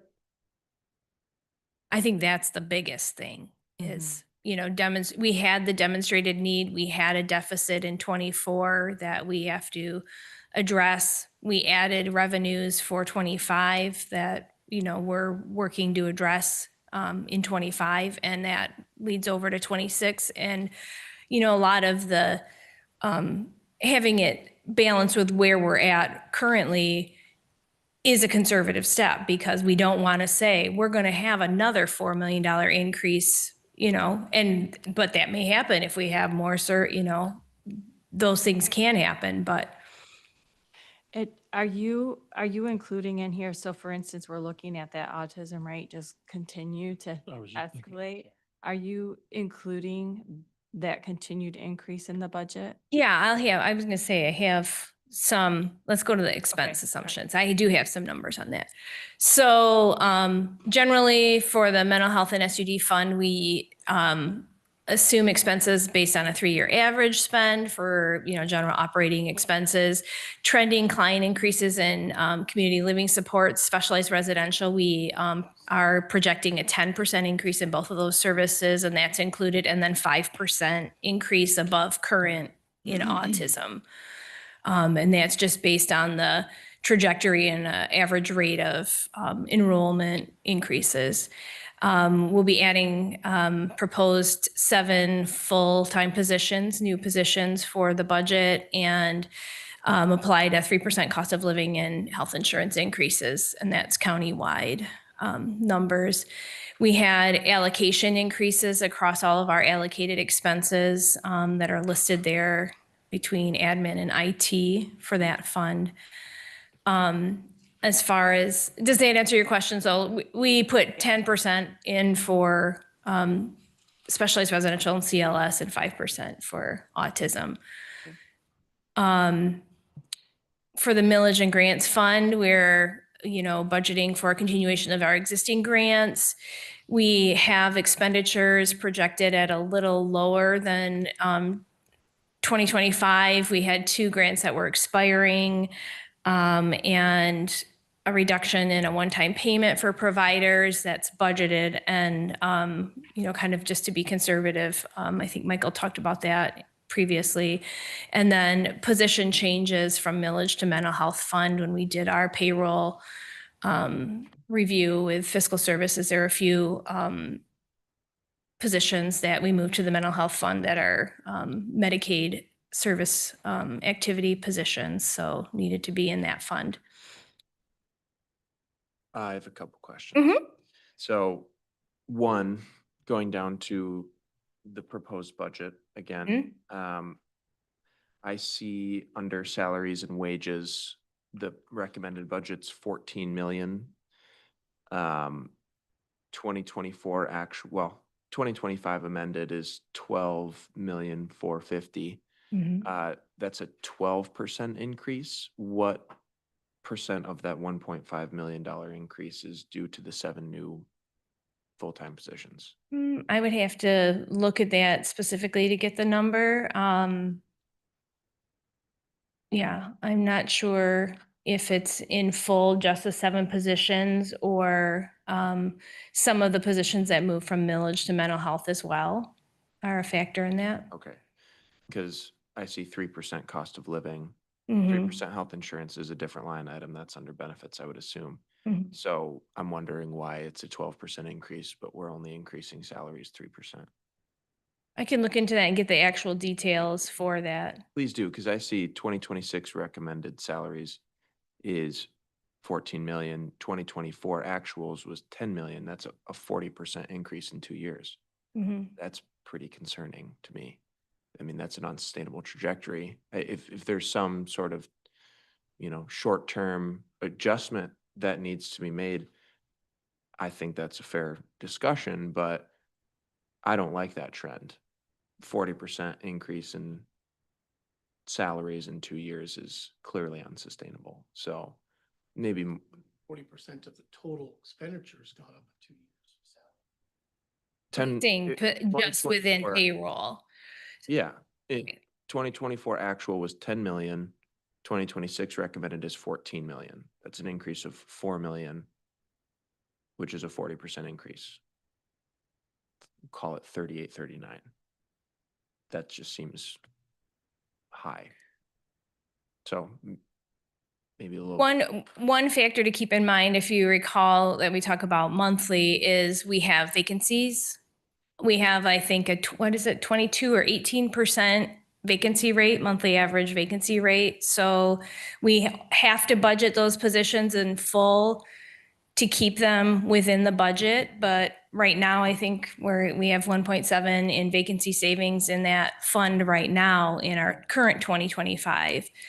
As far as the increase, again, I believe it would be the 7 new positions, the transition from millage to mental health fund for a couple other positions, the 3%.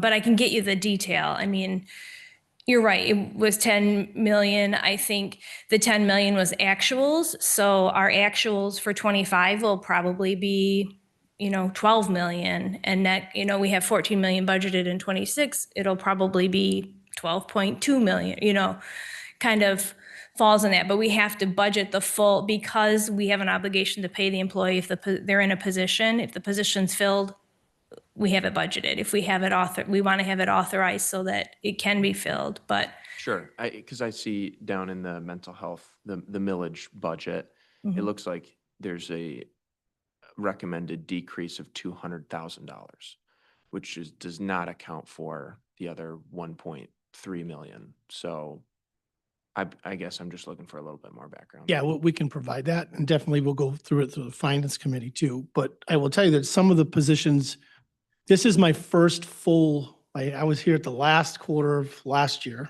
and then this is my first full year through it. Some of the positions from the previous years were CCBHC positions generating revenue too. So some of the new expenditure costs were offset by some revenue increases to pay for them. And you look at the positions that we have on the slide coming up, the first one, the rights officer, this board had, during the rights committee, has said, we need more than one rights officer. So that's why they're there. The case manager in residential to manage the largest expenditure we have. 22% of all of our, it's 22 million bucks of our expenditures, more than that. It's like 40-something percent is in residential. The other ones are funded through CCBHC. We're not sure we'll need all 4 of them, just so you know. But we had to put them in the budget because in this county, if you don't put a new position in the budget, it's almost impossible during the year to get a new position added, right? So you kind of have to front load it. And so some of the new positions like that's proposed will generate the additional revenues, that PPS1 payment. And we're not sure we'll need all of them. And then with the changes in access, we have that. But we will go back and get the detail based on what you're saying. There's a 40% increase in that total number there for over 2 years. And we'll definitely dig into that. But because a lot of those were part of the CCBHC demonstration project. They weren't hitting the overall traditional Medicaid. And we also had a union negotiation last year that added to that. And then, by the way, I have no say or control over the 3% increase. I wasn't even asked if that's feasible in our budget. Not one person asked me, Doc, do we have enough Medicaid to do it next year? It's just an assumption that's being made into that. And the benefits. So the CMHCO does not control the wages and benefits for 90% of all of the expenditures we have in that line over. But I have to work in partnership with the county. But if it's new positions that's generating the majority of that increase, I want to see what category they were in, what funding source, what revenue it brought in, and did it work?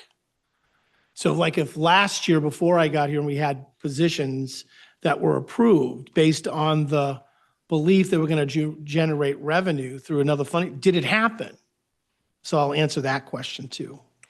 Just a couple other things on that point too. So I think it would also be helpful in that discussion to see what the 2024 recommended budget was so that we're comparing apples to apples. I think that would be helpful because we do typically have, as you're saying, these unfilled positions that really skew the numbers.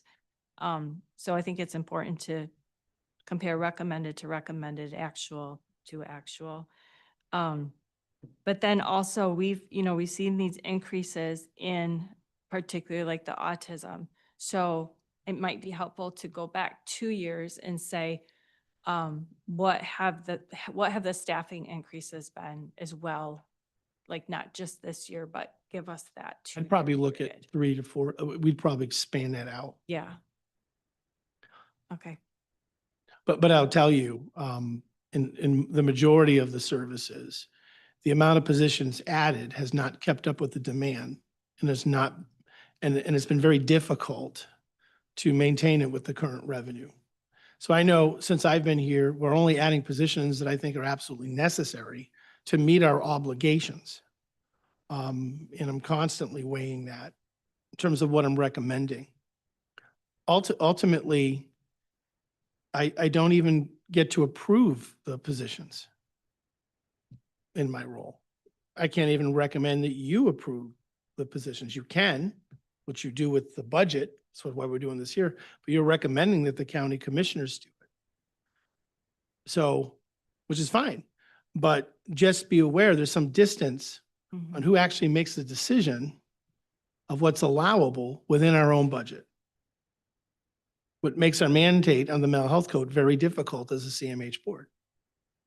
Now, I love being a county department. I don't want to change it. We have a huge advantage of being a county department, especially when it comes to cash flow and maintaining services. It's a huge advantage. But, you know, We, I think some of our county commissioners have other meetings they have to go to. So can we ask for any final questions on the budget at this point?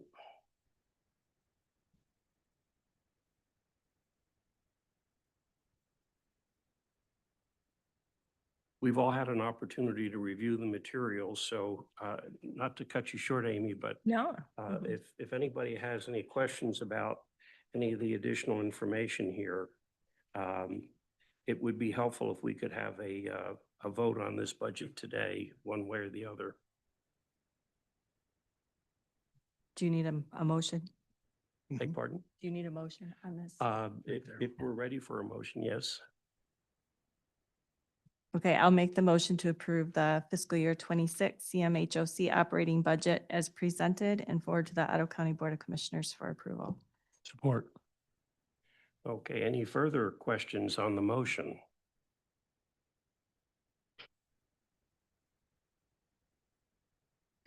There being none, we'll have a roll call vote.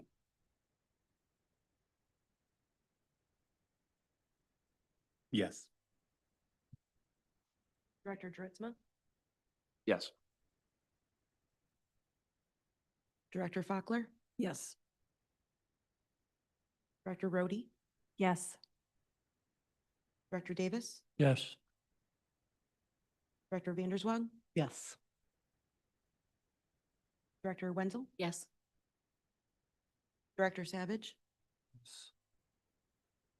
Director Bunce, oh, no. And Chair Bird. Yes, the motion carries. And we have further information, Amy, on attachment C. That's for our information. Anybody have any questions on the LRE, FSR? Not yet.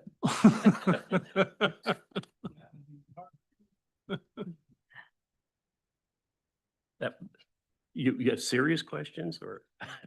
Not yet. Okay, then we'll move on to general information, comments, and meetings attended. Anyone have anything to present? I do. I had the opportunity to and the pleasure to attend the open house, the Momentum Center open house in Holland on Monday. Very impressive, what they're providing there. You know, Central Park Church providing that space for you, like it's amazing that they're willing to do that. You have a gymnasium, all of the you know, space available to provide those services. I looked at your schedule of services and that was very, very impressive. So I appreciated my time to be able to spend there. Anyone else?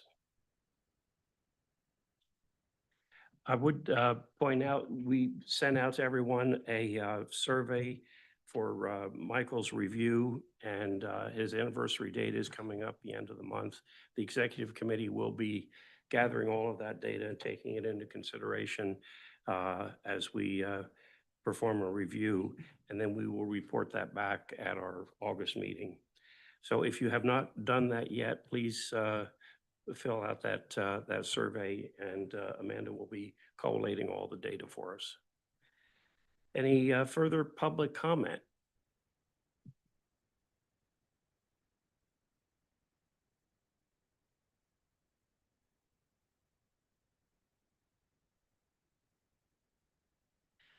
Hello, my name is Sarah Johnson, and I have lived in Jenison for 22 years. I'm here to advocate for my son Gavin, who is 27 and has autism and cognitive impairment. Gavin loves Dr. Seuss, trains, swimming, music, rhymes, and interacting with his parents and caregivers. He has the most amazing smile. However, he functions around a 2-year-old level, is incontinent, cannot read, and struggles with almost all aspects of normal daily life.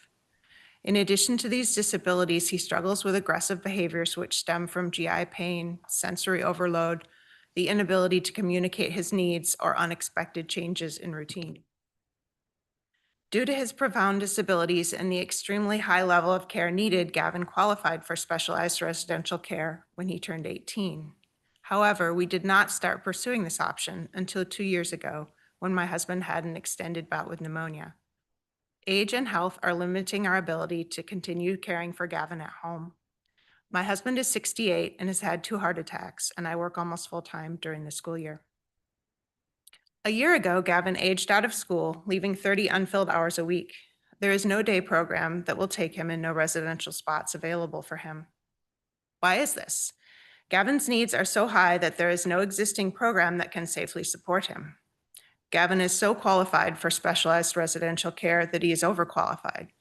Thus, we continue to care for him at home while individuals with lower levels of developmental disabilities thrive at residential homes such as Benjamin's Hope or David's House. At age 6, Gavin was asked to leave Bursley Elementary's autism program because he was having frequent meltdowns and biting staff and other students. These bites broke the skin and caused bruising that took at least 2 weeks to fade. He then moved to the Ottawa Area Center where they have a higher staff-to-student ratio, which was extremely helpful.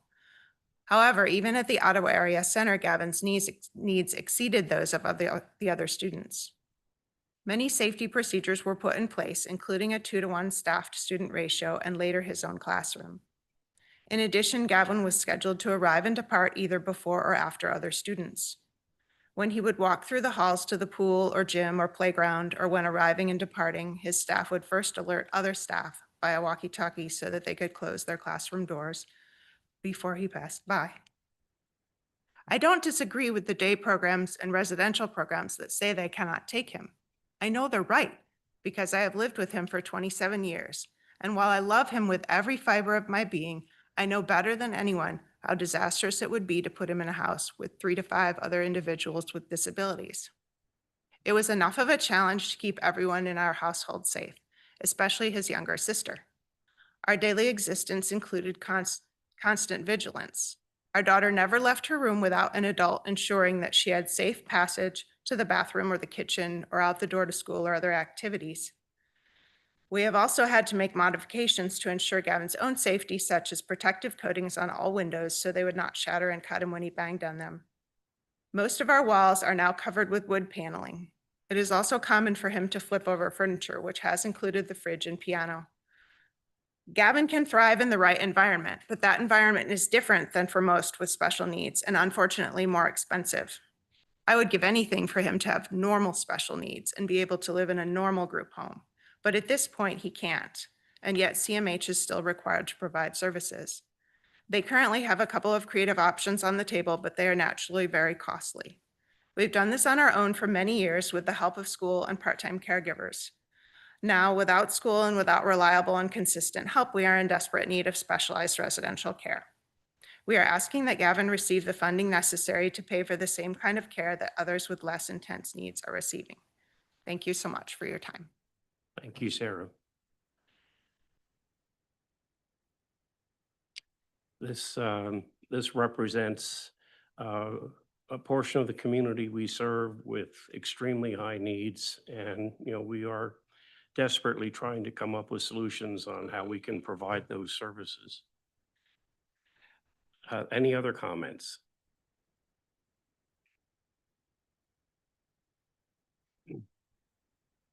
Rosalie Austin, City of Holland.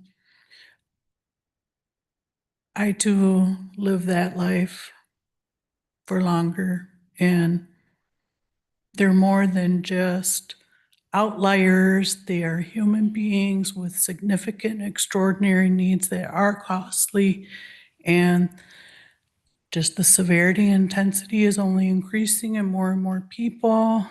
It's like 1 in 4 for autism now. And there's a low tolerance for high needs people to do the work. She needs 2 to 1 for her son. And I just hope that the people will come and do the work to take care of this person. Thank you, Rosalie. Any other comments?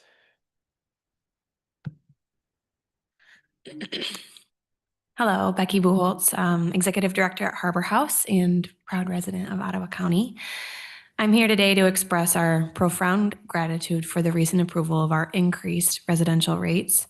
This decision had an immediate and critical impact on our ability to continue serving the community. Just this week, we faced two significant expenses, replacing a 20-year-old commercial air conditioning unit and undertaking an urgent roof replacement on one of our 12-bed homes. While the original roof was a testament to the dedication of countless volunteers, its age and initial construction proved lacking in longevity. Our roofing vendor's assessment revealed numerous structural issues requiring 50 unexpected sheets of plywood and extensive reinforcement simply to maintain basic insulation. This was not originally anticipated in our replacement plan. I share this level of detail to highlight the critical importance of your support to our organizational stability. Without the rate increase approved this month, Harbor House Ministries would not have been able to meet payroll for our dedicated team members. This was and remains a very real crisis for us. We can breathe a little easier this month thanks to you all. It's a profound privilege to continue our partnership with this board, ensuring we can provide essential services to the vulnerable individuals and families we serve in Ottawa County. Thank you again for your unwavering support. Thank you, Becky. Anyone else care to speak?